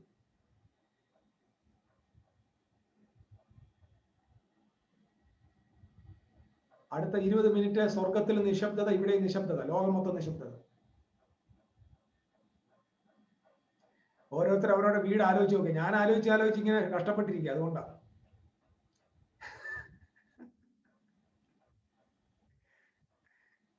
പിണങ്ങരുത്. കാരണം സാറായി ഡോമിനേറ്റഡാ. നിങ്ങൾക്ക് അറിയാമോ ഹാഗാറിന്റെ അടുക്കലേക്ക് അബ്രഹാം പോയത് എന്തുകൊണ്ടാണ്? സാറായി കാരണം ഡോമിനേറ്റഡ് ആണ്. അവളാ വരിക. ഭർത്താവിനെ അടിച്ചു പറയാ, ബാല്യക്കാരുടെ അടുക്ക പൊക്കൂ, permit, you are permitted to go to your servant girl. പോയി. എന്നിട്ട് അവസാനം അവളെ അടിച്ചിറക്കി വിടുന്നു, അവളെ ഓടിച്ചു വിടുന്നു, അവസാനം ദൂതൻ അവളെ തിരിച്ചു വിടുന്നു, മര്യാദയ്ക്ക് അവിടെ താമസിക്കാൻ പറയുന്നു, പിന്നെ പറയുന്നത് അനുഗ്രഹിക്കപ്പെടുന്നു. പല പല പ്രശ്നങ്ങൾ. എല്ലാ പ്രശ്നത്തിനും കാരണം ഈ സാറായി. സർവശക്തന് മനസ്സിലായി ഈ സാറായി ജീവിച്ചിരിക്കുന്നിടത്തോളം കാലം കൾച്ചർ ഹെവനിലെ കൾച്ചർ ആവത്തില്ല. മനസ്സിലാക്കണം. ഞാൻ ഹെവൻലി കൾച്ചർ അബ്രഹാമിന്റെ വീട്ടിലെ പഠിപ്പിക്കുന്നില്ല. ഇപ്പം അത് നിങ്ങൾ തന്നെ പഠിച്ചോ. സ്വർഗീയമായ ഭയങ്കര വെളിപ്പാടാണ്. അതിലെ പ്രധാനപ്പെട്ട ഒരു കൾച്ചറിൽ ഒന്നാണ് ഈ പേര് മാറ്റി. ഈ ഡോമിനേറ്റഡ് വണ്ണിനെ അങ്ങ് മാറ്റി. ഡോമിനേറ്റഡ് വണ്ണിനെ മാറ്റി എന്ന് പറഞ്ഞാൽ ഹേ കൊടുത്തു. ഹേ എന്ന് പറഞ്ഞ ഗ്രേസ, കൃപയുടെ ആ അക്ഷരം എടുത്ത് സാറായി എന്ന് പറയുന്ന അഹങ്കാരിയുടെ അകത്തോട്ട് ഇട്ടു കൊടുത്തു. ഡോമിനേറ്റ് ചെയ്യുന്നവൾക്ക് ഇച്ചിരി കൃപ കിട്ടിയപ്പോൾ അവൾക്ക് ജീവൻ കിട്ടി. ആ ജീവൻ കിട്ടിയപ്പോൾ അവളുടെ പേര് ഇപ്പോൾ ഡോമിനേറ്റഡ് വൺ അല്ല, രാജകുമാരി എന്നായി മാറി. നോക്കിക്കേ, വടക്കാളി പെണ്ണ് രാജകുമാരിയായിട്ട് അങ്ങ് മാറി കൃപ വന്നു. ഇതെന്റെ വിഷയമല്ലെങ്കിലും ഇടയ്ക്ക് വന്നതാണ്. ഇതൊരു കോംപ്ലിമെന്റ് ആയിട്ട് എടുത്തു. ആ വീട് മാറിപ്പോയി. ആ വ്യക്തിയെ മറ്റപ്പം അക്ഷരങ്ങൾക്കകത്ത് ജീവൻ ഉണ്ടെന്ന് പറയാൻ വേണ്ടി ഞാൻ വന്നതാണ്. 26 അക്ഷരം പഠിപ്പിക്കുക, 26 ക്ലാസ് വേണം. നമുക്കത് വേറെ എങ്കിലും ഞാൻ പഠിപ്പിക്കാം. ഇപ്പൊ എല്ലാത്തിനും കൊണ്ട് നമുക്ക് സമയമില്ല. കാരണം ഞാൻ ഒരു കാര്യം ഉറപ്പിച്ച് പറയാം, ഇത് തുടങ്ങിയ ശേഷം ലഭിച്ച വെളിപ്പാടുകൾ പറയാൻ ഇനി വർഷങ്ങൾ വേണം. ഈ മിസ്റ്റിക്കൽ സ്കൂൾ ആരംഭിച്ചതിന് ശേഷം കർത്താവ് കൊണ്ടുപോയ വെളിപ്പാടുകളെ ഫുള്ളായിട്ട് പറയാൻ വർഷങ്ങൾ വേണ്ടി വരും. അതുപോലെയുള്ള സ്വർഗീയ കവാടങ്ങളായി എനിക്ക് മാത്രമല്ല ഇവിടെ ഇരിക്കുന്ന മുഴുവൻ ആളുകൾക്കും തുറന്നിട്ടുണ്ട്. ഒരു സാഹചര്യം ഒന്ന് വരട്ടെ, ഒരു വരണ്ട നിലത്ത് നീ പോയി നിൽക്കുക, അന്നറിയാം നിന്റെ അകത്ത ഉറവ പെയ്തിറങ്ങുന്നത്. Price the Lord. ഇന്ന് ഞാൻ ഈ പറഞ്ഞുകൊണ്ടിരുന്നത് ഒന്നും 1000 മടങ്ങായി നിങ്ങളുടെ പുറത്തു വരും. 1000 മടങ്ങായി പുറത്തു വരും. Price the Lord. സോ ഈ സ്റ്റോൺസ് ഞാൻ വേറെ പോവാ. 12 സ്റ്റോണുകളെ കൊണ്ടുവന്ന് ഗിൽഗാലിൽ നാട്ടി എന്ന് പറഞ്ഞു. ഗിൽഗാലിൽ നാട്ടി. ഒരു വേദപണ്ഡിതൻ ഒരിക്കൽ ഇങ്ങനെ പറഞ്ഞത്, ആ 12 കല്ലുകൾ 3 വീതം 4 വരിയായിട്ട് നാട്ടിയിരുന്നു. എല്ലാരും കേൾക്കുന്നുണ്ടോ? 3 കല്ലുകൾ വീതം 4 വരി, അങ്ങനെ 12 കല്ലുകൾ ഇങ്ങനെ നാട്ടിവെച്ചു. എവിടെയാ നാട്ടിവെച്ചേക്ക് നോക്കിയേ?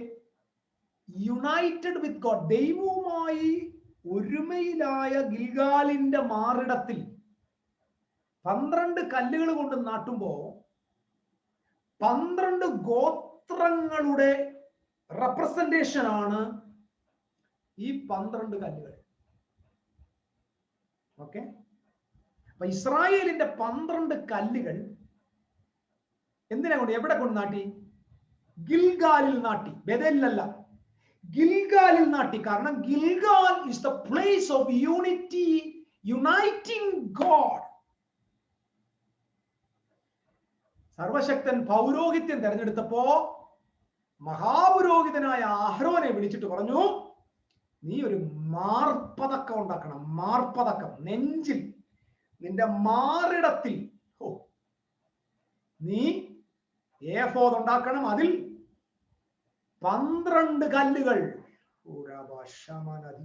എനിക്ക് തോന്നുന്നു ഈ റെവലേഷൻ എൻ്റെ അകത്ത് ഇങ്ങനെ വന്നുകൊണ്ടിരുന്നപ്പോഴാ നമ്മുടെ ഗിബ്സൺ ബ്രദർ പറഞ്ഞു, പുരോഹിതന്റെ വസ്ത്രത്തെ കുറിച്ചൊരു വെളിപ്പാട് പറയണം. എന്നിട്ട് ഞാൻ വിചാരിച്ചു, ദൈവമേ, ഇത് എൻ്റെ അകത്ത് വന്നപ്പോൾ തന്നെ അകത്ത് അവിടെ ചോദിച്ചുകൊണ്ടിരിക്കുന്നു. ഇത് യാദർശികമല്ലെന്നാണ് ഞാൻ ഈ പറയുന്നത്. കാരണം അദ്ദേഹം ഇത് ചോദിക്കുമ്പോൾ ഞാൻ സത്യത്തിൽ ഈ മാർപ്പതക്കത്തെ കുറിച്ച് ആലോചിച്ചുകൊണ്ടിരിക്കുക. ഹോളി ഗോസ്റ്റ് കറക്റ്റ് ആയിട്ട് സെയിം വേവ് ലെങ്തിൽ പോകുന്നതിന്റെ ഒരു തെളിവായി. ആമേൻ. ഓക്കെ. അപ്പൊ ഈ മാർപ്പതക്കത്തിൽ എവിടെയായിരുന്നു ഇരിക്കുന്നത് ഈ കല്ലുകൾ? ഇസ്രായേലിലെ 12 ഗോത്രത്തെ ദൈവം തമ്പുരാൻ പുരോഹിതന്റെ ഹൃദയത്തോട് ചേർത്ത് വെച്ചേക്ക്. ഇതാണ് പ്രധാന ദൂത്, ഹൃദയത്തോട് ചേർത്ത് വെച്ചേക്ക്. തമ്പുരാൻ പറയുക, നിങ്ങള് എന്റെ തോളിലല്ല, നിങ്ങൾ എന്റെ ഹൃദയത്തിലാണ്. They are united with God in the heart. Can you imagine? You and me, we are close to the heart of God. We are united with the heart of God. Amen. ഈ 12 ഗോത്രങ്ങളെ ദൈവം ഇതിനകത്ത് വെച്ചു. നിങ്ങൾക്കറിയാമോ, ഈ Ezekiel പ്രവചനം 28-ാം അധ്യായത്തിൽ നമ്മൾ സോർ രാജാവിനെ കുറിച്ചുള്ള ഒരു പാട്ട് കേൾക്കുന്നുണ്ട്. ഈ ദൈവസഭയെ മുടിക്കാൻ, അല്ലെങ്കിൽ യെരൂശലേമിനെ മുടിക്കാനായിട്ട് വരുന്ന അദ്ദേഹത്തിന് നമ്മൾ ആ ഒരു പിക്ചർ എടുത്തിട്ട് അത് ലൂസിഫർ ആണെന്നും വീണുപോയ ദൂതനാണെന്നൊക്കെ നമ്മൾ പഠിപ്പിക്കുന്നുണ്ട്. ഞാനത് തിരസ്കരിക്കുന്നില്ല, അങ്ങനെ ഇരുന്നോട്ടെ. തിരസ്കരിക്കുന്നില്ല, കാരണം എനിക്ക് തിരസ്കരിച്ചിട്ട് ഇപ്പൊ അതിനെ മാറ്റാൻ പറ്റത്തില്ല. അങ്ങനെ ഇരുന്നോട്ടെ, അത് വലിയ വിഷയമൊന്നുമില്ല. നമുക്ക് അത് ഉപദ്രവകാരിയല്ല, അങ്ങനെ കിടന്നോട്ടെ. സാത്താൻ എന്നൊരു സാധനം നമുക്ക് പ്രശ്നക്കാരനല്ലല്ലോ. സ്തോത്രം. സാത്താൻ ഒരു സൂത്രത്തെ നമുക്ക് അറിയത്തുപോലുമില്ല. എന്നെ സംബന്ധിച്ചിടത്തോളം ഞാൻ പറയാറുള്ളത്, ഈ ഗിൽഗാലിലെത്തിയ ജനറേഷൻ വേറൊരു പേരോട് അറിയാമോ? അവർക്ക് ഒരെണ്ണത്തിന് ഫറവോനെ അറിയത്തില്ല. ഫറവോനെ അറിയാവുന്ന ഒരെണ്ണം ഇവിടെ വന്നിട്ടുമില്ല. എപ്പോഴും ശ്രദ്ധിച്ചോണം. പിശാച് പോരാട്ടം, ഇരുള്, സാത്താനാത്, ഇത് ഈ പറയുന്ന ഒരെണ്ണം ഈ പാതയിലെത്തത്തില്ല. അവന്മാര് അവരുടെ അപ്പുറത്തെ കറങ്ങി നടക്കത്തേ ഉള്ളൂ. പിന്നെ ഇവന്മാരൊന്നും ഇവിടെ വരുന്നത് വരെ ദൈവന്മാരെ കറക്കും. അവിടിട്ട് കറക്കിയതിന് 40 വർഷം കറക്കിയത്. കാരണം ഈ ആ കൾച്ചർ ഉള്ളവൻ ഇവിടെ കയറിയാൽ ഇത് കുളമാക്കും. ഈ കൾച്ചർ, ഇത് ഹെവന്റെ കൾച്ചർ. ഇത് മനസ്സിലാക്കണം. എന്തുകൊണ്ട് 40 വർഷം ഇവരെ മരുഭൂമി നടത്തി? സ്വർഗീയ കൾച്ചർ പഠിപ്പിക്കാനാണ്. ഇത് മനസ്സിലാക്കിക്കോളാം. ഞാൻ പിന്നെ എക്സ്പ്ലെയിൻ ചെയ്തു. 28-ാമത്തെ അധ്യായത്തിൽ നമുക്ക് കാണുന്നുണ്ട്, നിന്നെ തീർത്ത നാളിൽ നിന്റെ തടങ്ങളും കൂടുകളും എന്നൊക്കെ പറഞ്ഞിട്ട് അവനോട് വന്ന് ഈ മാതൃകാമതിയാവുന്ന ജ്ഞാനസമ്പൂർണനായിരുന്നു, സൗന്ദര്യ സമ്പൂർണനായിരുന്നു. നിനക്ക് പീതരത്നം, താമ്രമണി, പീതരത്നം, വജ്രം, പുഷ്പരാഗം, ഗോമേതകം, സൂര്യകാന്തം, നീലക്കല്ല്, മാണിക്യം, മരതകം എന്നിവ ഉണ്ടായിരുന്നു. ഇങ്ങനെ 9 കല്ലുകൾ ഉണ്ടായിരുന്നു. 9 കല്ലുകൾ. ഞാൻ ഈ മലയാളത്തിൽ ഞാനിത് കണ്ടുപിടിക്കാൻ ഇച്ചിരി താമസം. ഞാനത് ഇംഗ്ലീഷ് അങ്ങ് പറയാം, ബാക്കി നിങ്ങൾ പോയാൽ കണ്ടുപിടിക്കാം.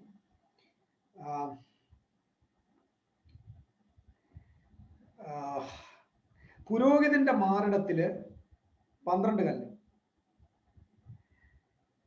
ദൈവത്തെ എതിർക്കാൻ വരുന്ന, അല്ലെങ്കിൽ അഡ്വേഴ്സറി. ഇപ്പൊ സാത്താൻ എന്ന വേർഡിനെ ഞാൻ മാറ്റുന്നില്ല. സാത്താനെ നമ്മൾ അഡ്വേഴ്സറി ആക്കുക. അഡ്വേഴ്സറി എന്ന് പറഞ്ഞാൽ അറിയുമോ? ദൈവ പദ്ധതിക്കും ദൈവിക ഇടപാടുകൾക്കും ദൈവത്തിന്റെ യാത്രയ്ക്കും, ശ്രദ്ധിക്കണേ, ദൈവത്തിന്റെ മുന്നേറ്റത്തിനും തടസ്സം നിൽക്കുന്നവന്റെ പേരാണ് സാത്താൻ. ആമേൻ. പണ്ടൊരിക്കലും ഒരു ആന്റി, നമ്മൾ വൈറലായിട്ടൊരു ഓഡിയോ ക്ലിപ്പ് ഞാൻ കേട്ട് കുറെ ചിരിച്ചായിരുന്നു. അതേതെന്നറിയാമോ? കർത്താവേ, ഇന്റർനെറ്റിലെ ഭൂതത്തെ ശാസിക്കുന്നു. ഇന്റർനെറ്റിലെ ഭൂതത്തെ, നെറ്റ് കട്ടാകാതിരിക്കാനുള്ള പോരാട്ടത്തെ, നെറ്റിനകത്ത് വ്യാപരിക്കുന്ന ശക്തികളെ സാത്താനെ ശാസിക്കുന്നു പറഞ്ഞുകൊണ്ട് ഒരു വലിയ ഒരു ക്ലിപ്പ് ഇങ്ങനെ ലോകവ്യാപകമായിട്ട് പോയത്. അത് നമ്മുടെ ഡേറ്റ കുറയുമ്പോൾ സാത്താനെ ശാസിച്ചിട്ട് കാര്യമില്ല. ഓക്കെ, ഒറ്റ വാക്കിൽ മറുപടിയാ. ഇപ്പൊ നമ്മൾ ഇത്രയും മിസ്റ്റിക്കൽ സ്കൂളിലെ ആളുകളോട് ഞാൻ ചോദിക്കാം, ആരാണ് സാത്താൻ? ദൈവം പറയുന്നതിനെതിരെ നിൽക്കുന്നവന്റെ എല്ലാ പേര് സാത്താൻ എന്നാണ്. സാത്താൻ നമ്മുടെ പള്ളിയിൽ തന്നെ ഉണ്ട്. ചിലപ്പോൾ അവർ വെള്ളം ഉടുപ്പിട്ടുകൊണ്ട് തന്നെ ആയിരിക്കും വന്നിരിക്കുന്നത്. ആമേൻ. ചിലപ്പോൾ പുൽപ്പിറ്റിൽ നിൽക്കുന്ന പാസ്റ്ററും സാത്താനാകും. ദൈവ പദ്ധതിക്ക് എതിരെ ആര് നിന്നാലും അതിന്റെ പേര് സാത്താൻ, അഡ്വേഴ്സറി എന്നാണ്. ആദ്യമായിട്ട് ബൈബിളിൽ സാത്താൻ എന്ന വേർഡ് ഉപയോഗിച്ചിരിക്കുന്നത് എവിടെ അറിയാമോ? നിങ്ങൾ പോയി ബൈബിൾ തപ്പുക, കണ്ടുപിടിക്കാൻ ഞാൻ ലൊക്കേഷൻ പറയാം. ഈ സംഖ്യാപുസ്തകത്തിലാണ്. ഈ ബാലാക്കിന്റെ വാക്ക് കേട്ട് ബിലെയാം കഴുതയുടെ പുറത്ത് ശപിക്കാൻ വേണ്ടി പോയപ്പോൾ ദൈവത്തിന്റെ ദൂതൻ അവൻ എതിരായിട്ട് വന്ന് നിന്നിട്ട് പറയുന്നുണ്ട്, നിന്നോട് എതിർക്കാൻ, നിന്നെ തടയാൻ, തടുക്കാൻ ദൈവത്താൽ അയക്കപ്പെട്ട ദൂതനാകുന്നു ഞാൻ പറയുന്നുണ്ടല്ലേ. അവിടെ തടുക്കാൻ എന്ന് പറഞ്ഞ് കൊടുത്തിരിക്കുന്ന ഭാഗത്ത് അഡ്വേഴ്സറി, അതിന്റെ ഹീബ്രു ഹ സാത്താൻ എന്നാണ്. എന്ന് പറഞ്ഞാൽ നിന്നെ എതിർക്കാൻ ദൈവത്തിൽ അയക്കപ്പെട്ട സാത്താനാകുന്നു ഞാൻ എന്നാണ് ദൂതൻ പറഞ്ഞത്. ആദ്യത്തെ സാത്താൻ അവിടെയാണ്. മനസ്സിലായവർക്കായി സ്തോത്രം. സാത്താൻ. അപ്പം ഇനി ശ്രദ്ധിക്കുക, ഈ എതിരാളിക്ക് ഒരിക്കലും ഈ 12 സ്റ്റോൺസിനെ ക്യാരി ചെയ്യാൻ പറ്റത്തില്ല. 12 സ്റ്റോൺസ് പുരോഹിതന്റെ നെഞ്ചിലാണ്. പുരോഹിതന്റെ നെഞ്ചിൽ 12ഉം ഈ എതിരാളി അഡ്വേഴ്സറിയുടെ, ദൂഷകന്റെ, സാത്താന്റെ നെഞ്ചിൽ 9 എന്നേ ഉള്ളൂ. അവന് മിസ് ചെയ്യുന്നതായ 3 കല്ലുകളുണ്ട്. ആ 3 കല്ലുകൾ 3 പ്രധാന ഗോത്രങ്ങളാണ്. അത് ഗാദ് ഗോത്രവും ആശേർ ഗോത്രവും ഇസ്സാക്കാർ ഗോത്രവുമാണ്. എല്ലാവരും ഒന്ന് നോട്ട് ചെയ്തോണം. ഗാദ് ഗോത്രവും ആശേർ ഗോത്രവും ഇസ്സാക്കാർ ഗോത്രവും. ഈ ഗാദ് ഗോത്രത്തോട് എന്താണ് പറഞ്ഞേക്ക് നോക്കാം.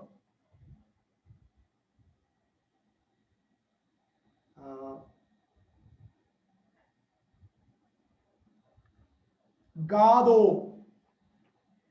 കേൾക്കണേ, എന്തുകൊണ്ട് ശ്രദ്ധിക്കണേ, ഈ യാത്രയ്ക്ക് പോകുന്നത് ശ്രദ്ധിക്കുക. നിന്റെ എതിരാളിക്ക്, നിന്നെ എതിരെ നിൽക്കുന്ന, ഇത് മാത്രമല്ല, നിന്റെ എതിരെ നിൽക്കുന്ന പോർഷൻ, ദൈവ പദ്ധതിയുമായി മുൻപോട്ട് പോകുന്ന ഒരു ദൈവ പൈതലിന്, തമ്പുരാന്റെ പദ്ധതിക്ക് വിരുദ്ധമായി നിൽക്കുന്ന എതിരാളിക്ക് വഹിക്കാൻ പറ്റാത്ത 3 കല്ലുകളുമായിട്ടാണ് നീ പോകുന്നതെന്ന് നീ മറക്കരുത്. നിന്റെ എതിരാളിക്കില്ലാത്ത ഒരു കല്ല് ഗാദ് ഗോത്രം. ആ ഗാദ് ഗോത്രത്തെ ചുമക്കാൻ ഈ എതിരാളിക്ക് പറ്റത്തില്ല. കാരണം ഗാദ് ഗോത്രത്തിന്റെ പേര് കവർച്ചപ്പെട അവനെ ഞെരുക്കി, അവനോ അവരുടെ പിൻപടയെ ഞെരുക്കി. ഇംഗ്ലീഷിൽ എഴുതി വെച്ചിരിക്കുന്നു, അവൻ,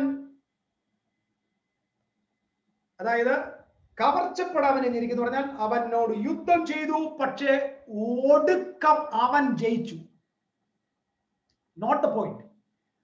ഒടുവിൽ, അതായത് നീ എന്നെ എതിർക്കും, നീ എന്നെ തകർക്കാൻ വരും, നീ എനിക്കെതിരെ ആക്ഷേപം പറയും, നീ എന്നെ തടയും, നീ എന്നെ ഇല്ലാതാക്കാൻ ശ്രമിക്കും, പക്ഷേ ഈ കല്ല് മാറിലുള്ളവൻ പറയണം, ഒടുവിൽ ഞാൻ ജയിക്കും. നീ എവിടെങ്കിലും എഴുതി വെച്ചോ, നീ ആയിരിക്കും ഒടുവിൽ ജയിക്കാൻ പോകുന്നത്. തോൽവി വന്നേക്കാം, താഴ്ച വന്നേക്കാം, അപഹാസ്യം വന്നേക്കാം, തീർന്നെന്ന് തോന്നിയേക്കാം, പൂഴി അടക്കപ്പെടേണ്ടി വന്നേക്കാം, പക്ഷേ ഈ സ്റ്റോൺ നിന്റെ നെഞ്ചിലിരുന്ന് ഇങ്ങനെ ഇങ്ങനെ പ്രകാശിച്ചിട്ട് നിന്നോട് വിളിച്ചു പറയും, നീ ഒടുവിൽ ജയിക്കും. ആമേൻ എന്നുറക്കെ പറ. യുദ്ധം ഉണ്ടാകും, പ്രതിസന്ധികൾ ഉണ്ടാകും, പ്രതികൂലങ്ങൾ ഉണ്ടാകും, വിശ്വാസത്തിനെതിരെ കൊടുങ്കാറ്റുണ്ടാവും. എല്ലാരും കേട്ടോ, ഏത് തിരുവെഴുത്താണോ നീ ഹൃദയത്തിൽ സ്വീകരിക്കുന്നത് അതിന് തത്തുല്യമായ കാറ്റും കോളും നിനക്കെതിരെ വരും. വെളിപ്പാടുള്ളവനെതിരെ പോരുള്ളൂ, അത് മറക്കരുത്. വെളിപ്പാടുള്ളവന് നേരെ പോരുള്ളൂ. യെരുശലേമിൽ നിന്ന് നല്ല ബിരിയാണി കഴിച്ചുകൊണ്ടിരിക്കുന്ന പത്രോസിനെ ആരും അടിക്കത്തില്ല. പക്ഷെ രാവും പകലും ദൈവസന്നിധിയിൽ പ്രാർത്ഥിക്കുന്ന പൗലോസ്, ലോകം ദൈവസഭയ്ക്ക് വെളിപ്പാട് കൊടുത്ത പൗലോസിനെ കുത്താൻ ഒരു പ്രൈവറ്റ് സെക്രട്ടറിയെ പോലെ ദൂതനെ വെച്ചേക്കുക. സ്തോത്രം. പ്രതിസന്ധി ഉണ്ടോ, നീ ജയിച്ചിരിക്കും. ഇവിടെ ഗാദ് ഗോത്രം എന്ന കല്ലിനെ എടുത്ത് നെഞ്ചിലോട്ട് വെച്ചിട്ട് പറയാ, നീ ഒടുവിൽ ജയിക്കും. രണ്ടാമത്തെ ഗോത്രത്തിന്റെ പേര് ആശേർ ഗോത്രം എന്ന. ആശേർ ഗോത്രത്തിന്റെ പ്രത്യേകത, ആശേർ ഗോത്രം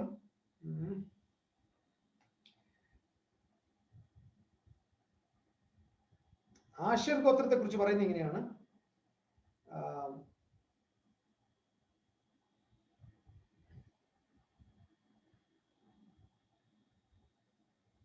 അവന്റെ ആഹാരം പുഷ്ടിയുള്ളത്. മലയാളത്തിൽ എഴുതിയിരിക്കുന്ന അവന്റെ ആഹാരം പുഷ്ടിയുള്ളത്. അവൻ രാജകീയ സ്വാദ് ഭോജനം നൽകും. ഈ രാജകീയ സ്വാദ് ഭോജനം നൽകുന്ന എഴുതിയിരിക്കുന്നത്. പക്ഷെ ഒറിജിനൽ ഭാഷയിൽ എഴുതിയിരിക്കുന്നത് അവൻ രാജപുത്രന്മാരെ ജനിപ്പിക്കുമെന്ന്. എന്ന് പറഞ്ഞാൽ എതിരാളി ഒരിക്കലും റോയൽ സീഡിനെ പ്രൊഡ്യൂസ് ചെയ്യത്തില്ല. പക്ഷേ തമ്പുരാന്റെ കൂടെ യുണൈറ്റഡ് ആയിരിക്കുന്ന ഒരുത്തൻ, അവനിലൂടെ റോയൽ സന്തതികൾ ജനിക്കും. ഞാനിന്ന് വളരെ പ്രൗഡായിട്ട് സ്തോത്രത്തോടെ ദൈവത്തെ സ്തുതിക്കുക. കാരണം ഇതിനകത്ത് റോയൽ സന്തതികൾ ജനിച്ച് കിടക്കുക, റോയൽ തലമുറകളായിരിക്കുന്നു. നീ സത്യത്തിൽ നോർമലായിട്ടാണ് ഇതിനകത്ത് വന്നത്. സത്യം പറയാം, ഈ ക്ലാസ്സിൽ എൻ്റർ ചെയ്ത പലരും വെറും നോർമലായിട്ട് അകത്ത് കയറിയേക്കാം. 22ാമത്തെ ഈ ക്ലാസ്സിൽ നീ ആള് മാറിക്കൊണ്ടിരിക്കുക. നീ പോലും അറിയാതെ നിന്റെ രൂപം മാറുന്നുണ്ട്. കർത്താവിന്റെ ആത്മാവിന് ഒരു ദൂത് പറയാം, നീ പോലും അറിയത്തില്ല നിന്റെ മുഖത്ത് ശോഭയുണ്ടെന്ന്. ലോകം പറയും, ലോകം നിന്നെ നോക്കി പറയും നിന്റെ മുഖത്തെ ശോഭ കാരണം ഞങ്ങൾക്ക് നോക്കാൻ പറ്റുന്നില്ല. ആള് മാറിക്കൊണ്ടിരിക്കുക.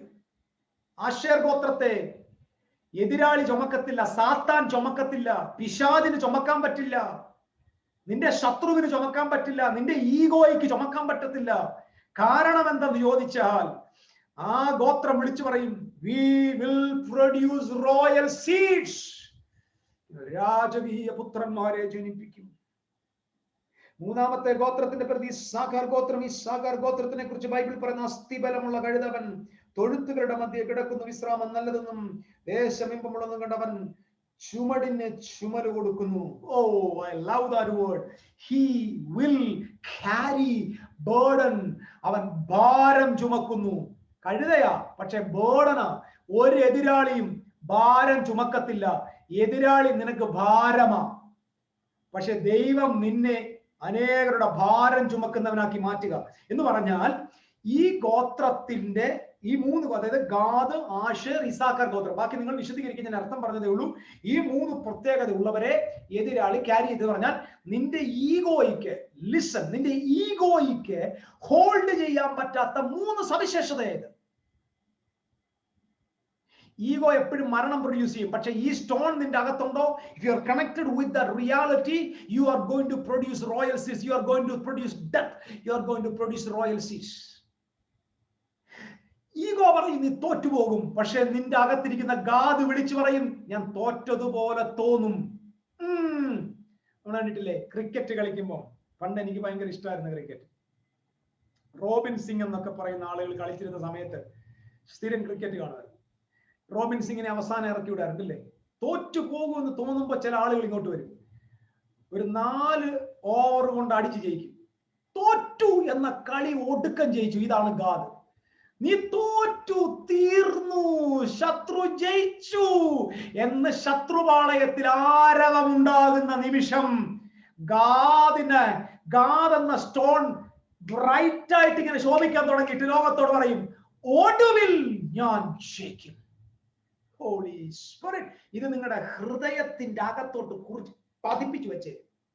ഒടുവിൽ ഞാൻ ജയിക്കും, ഞാൻ ഭാരം ചുമക്കും, ഞാൻ രാജകീയ സന്തതികളെ ജനിപ്പിക്കും.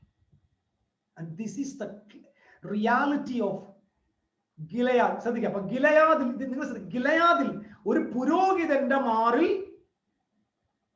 12 കല്ലുകൾ പതിക്കപ്പെട്ടിരിക്കുന്നത് പോലെ ഗിലയാദിന്റെ വിരിമാറിൽ ഇസ്രായേലിന്റെ റെപ്രസെന്റേഷൻ ചെയ്യുന്ന 12 കല്ലുകൾ കിടക്കുക. അത് എവിടുന്ന് എടുത്തതാ? മരണയോർദാനിൽ എടുത്ത കല്ലുകൾ. ഓ, മരണത്തെ ജയിച്ചു വന്ന കല്ലുകൾ. വിശ്വസിക്കുന്നവർക്കായി സ്തോത്രം. യോർദാന്റെ കുത്തൊഴുക്കിൽ നിന്ന് എടുത്ത കല്ലുകളായത്, മരണത്തെ തോൽപ്പിച്ച കല്ലുകൾ. These are the stones of resurrection and these are the transformed stones.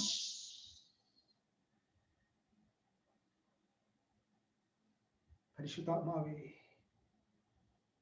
പരിശുദ്ധാത്മാവേ, ഹല്ലേലൂയ. പുരാതന യാത്ര തുടങ്ങി ഏലിയാവ് പറയാ നമുക്ക് ഗിൽഗാലിൽ ആരംഭിക്കാം. നിങ്ങൾക്കറിയാമോ, Gilgal is the place of worship. Gilgal is the place of pricing. പുരാതന കാലത്ത് ഏറ്റവും കൂടുതൽ ആളുകൾ ദൈവത്തെ ആരാധിക്കുവാൻ വന്നുകൂടിയിരുന്ന ഏറ്റവും വലിയ സ്പിരിച്വൽ സെന്റർ ആയിരുന്നു ഗിൽഗാലും ബഥേലും. ആമോസിന്റെ ലേഖനം 4-ാം അധ്യായത്തിന്റെ ആമോസിന്റെ പ്രവചനം 4:4 നമുക്ക് ആ കാര്യം കാണാൻ പറ്റും. അവിടെ അതിക്രമങ്ങൾ പെരുകുന്നു. വേറൊരു നിലയിലുള്ള മലയാളത്തിൽ എഴുതിയേക്കുന്നത് അതിന് യഥാർത്ഥത്തിൽ അവിടെ മനസ്സിലാക്കേണ്ടത് ആ പ്ലേസ് ഇസ് എ സ്പിരിച്വൽ വർഷിപ്പിന്റെ പ്ലേസ് ആയി. സോ അവിടെയാണ് യാത്രയാണ് എന്ന് പറഞ്ഞാൽ ദൈവവുമായിട്ടുള്ള ആ ഒരു കോണ്ടംപ്ലേഷനിലാണ് ജേണി ആരംഭിക്കുന്നത്. എപ്പോഴും ശ്രദ്ധിച്ചോണം, ഞാൻ ഇതുവരെ പഠിപ്പിച്ചു വന്ന യാഥാർത്ഥ്യങ്ങളുടെ റിയാലിറ്റിയിലേക്ക് നമ്മൾ വീണ്ടും വീണ്ടും പോവുകയാണ്. ദൈവവുമായിട്ടുള്ള ഒരു unity. I and God are one. We are united together. എന്റെ ചിന്തകളല്ല ഞാൻ, എന്റെ ചിന്തയ്ക്ക് എന്നെ തോൽപ്പിക്കാൻ പറ്റില്ല. കാരണം എന്റെ അകത്ത് ലോകത്തിലുള്ളവനേക്കാൾ വലിയവനായ ഒരുവനുണ്ട്. എന്റെ ഉള്ളിലിരിക്കുന്നവൻ ജയാളി ആയതുകൊണ്ട് ഞാൻ പരാജയപ്പെടത്തില്ല. ഇത് നിന്റെ വാക്കായിരിക്കണം. ലോകം നിനക്ക് മുഴുവൻ എതിർത്താലും നീ തോൽക്കത്തില്ല, നീ ജയിച്ചിരിക്കും. നിന്റെ കൂടെ ദൈവമുണ്ട്, നീ ജയിച്ചിരിക്കും. ഇവിടെ നിന്നാണ് ഈ ഏൻഷ്യന്റ് പാത്തിന്റെ യാത്ര. ഇവിടെ നിന്നാണ് അബ്രഹാം ആരംഭിച്ചത്, ഇവിടെ നിന്നാണ് ഇസ്ഹാക്ക് ആരംഭിച്ചത്, ഇവിടെ നിന്നാണ് യാക്കോബ് ആരംഭിച്ചത്, ഇവിടെ തന്നെയാണ് യോസഫ് എത്തിച്ചേർന്നത്, ഇവിടെയാണ് നമ്മളും തുടങ്ങാൻ പോകുന്നത്. ആമേൻ, ആമേൻ. എന്ന് പറഞ്ഞാൽ Gilgal is the place of predestination, destined place. Bethel is the place of called, വിളിക്കപ്പെട്ട സ്ഥലം. ജെറിഹോ നീതീകരിക്കപ്പെട്ട സ്ഥലം. യോർദാൻ തേജസ്കരിക്കപ്പെട്ട സ്ഥലം. വ്യക്തമാകുന്നുണ്ടോ നിങ്ങൾക്ക്? ഗിൽഗാലിൽ നിർണയിച്ചു, വിളിച്ചു, നീതീകരിച്ചു, തേജസ്കരിച്ചു. Gilgal, Bethel, Jericho, Jordan. Abraham, Gilgal, ഇസഹാക്ക് ബെഥേൽ അല്ലേ? ബെഥേൽ അല്ലേ? അദ്ദേഹം വീട്ടിലല്ലായിരുന്നു, എപ്പോഴും കൂടാരവാസി അല്ലായിരുന്നു. സ്തോത്രം. യാക്കോബ് യുദ്ധത്തിലല്ലായിരുന്നു, ജെറിഗോവിലല്ലേ? പുള്ളി സമാധാനത്തോടെ ഇറങ്ങിയിട്ടുണ്ടോ? ജോസഫ് യോർദാന്റെ അക്കരയല്ലേ? യോർദാന്റെ അക്കരെ റിസറക്ഷൻ അല്ലേ? ഗ്ലോറിഫിക്കേഷൻ അല്ലേ? ഓ, നിങ്ങൾക്ക് മനസ്സിലാവുന്നുണ്ടോ ഞാൻ ഈ പറഞ്ഞതിന്റെ പൊരുളുകൾ? വ്യക്തമാവുന്നുണ്ടോ? ഒരു വലിയ സത്യം പറയാൻ ഞാൻ ചെറിയ കാര്യങ്ങൾ പറയുക. So this is the ancient path. ഈ പാത്തിലൂടെയാണ് ജീസസ് പോയത്, ഈ പാത്തിലൂടെ തന്നെയാണ് പൗലോസ് പോയത്, ഈ പാത്തിലൂടെ തന്നെയാണ് അപ്പോസ്തലന്മാർ പോയത്. Same path. ആ പാത്തിൽ നോക്കിയാണ് ഒരിക്കൽ യേശു പറഞ്ഞത്, I am the way, truth and life. ആ കോൺഷ്യസ്നെസ് സംസാരിച്ചത്. സോ ഇവിടെ ഈ കോൺഷ്യസ്നെസ് മനസ്സിലാക്കുക. ഇതിനെ മാർപ്പത്, this is the place of heart. Heart is always connected with love. എപ്പോഴും ശ്രദ്ധിച്ചോണം, ultimate reality of God is love. നിങ്ങൾ എത്ര എന്ത് പഠിച്ചാലും സ്നേഹത്തിൽ എത്തുന്നില്ലെങ്കിൽ ആ തിയോളജി ട്രൂ അല്ല. തിയോളജി ഈസ് ട്രൂ, അത് ട്രൂ ആകുന്നതിന്റെ ലിറ്റ്മസ് ടെസ്റ്റ് എന്ന് പറഞ്ഞാൽ it will reach to love, because God is love. ആമേൻ. നിങ്ങൾക്ക് മനസ്സിലാകുന്നുണ്ടോ? സ്വർഗം പറഞ്ഞ് ഈ കല്ലെടുത്ത് നീ ഇവിടെ കൊണ്ട് നാട്ടും എന്ന് പറഞ്ഞ ഗിൽഗാൽ എന്ന പ്ലേസിൽ കല്ല് നാട്ടുമ്പോൾ ഇറ്റ്സ് ഹാർട്ട് ടു ഗോഡ്. ദൈവം എന്താ കണ്ടത്? എന്റെ ഹൃദയത്തോടെ ചേർന്നിരിക്കുന്ന എന്റെ ജനം. I love them so much. So they should know me that I am the God of love. When you know that God is the God of love, you are going to become love. Why Christians are so arrogant? Why Christians are so revengeful? Why Christians are hating others? Why Christians are always carrying bitterness? Because അവരുടെ ദൈവം bitter God ആണ്. കൈപ്പുള്ള, പകയുള്ള, വൈരാഗ്യമുള്ള, വാശിയുള്ള, പ്രതികാരതാകിയ ഒരു ദൈവത്തെ നാം ചിന്തിക്കുന്നത് കൊണ്ടാണ് നമുക്ക് പ്രതികാരം ഉണ്ടാവും. എപ്പോഴും ശ്രദ്ധിച്ചോ, നിങ്ങളുടെ ദൈവം ആരാണോ അതാ നിങ്ങൾ. നിങ്ങളാകെ കുശുംബനാണോ, നിങ്ങളുടെ ദൈവം കുശുംബനാണ്. നിങ്ങൾ നുണ പറയുന്നവനാണോ, നിങ്ങളുടെ ദൈവം നുണ പറയുന്നവനാണ്. നീ നുണ പറയുന്ന ദൈവത്തെയാണ് സേവിക്കുന്നത്, നിന്റെ ദൈവം ട്രൂ ഗോഡ് അല്ല.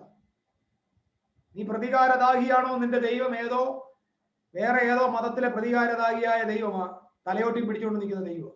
നീ അതിന് യേശു എന്ന് പേരിട്ടേക്കുന്നേ ഉള്ളൂ.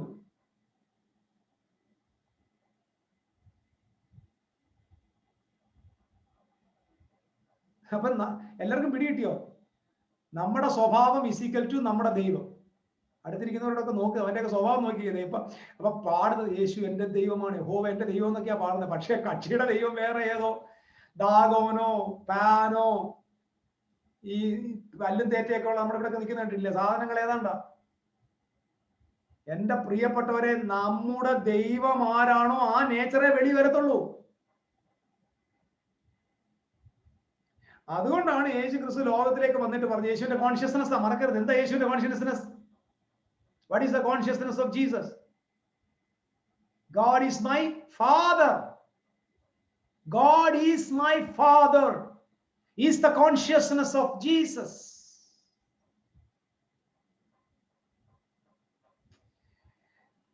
ഒരു ഒറ്റക്കാരോട് പറഞ്ഞ് നിർത്തുക. രക്ഷിക്കപ്പെട്ട് സ്നാനപ്പെട്ട് അഭിഷേകം പ്രാപിച്ച് അന്യഭാഷ പറയുന്നവരെയാണോ യേശു ദൈവമക്കളെ എന്ന് വിളിച്ചേ? പറ. നമ്മളെല്ലാവരും ദൈവമക്കൾ എന്ന് പറഞ്ഞ ആരെയാ?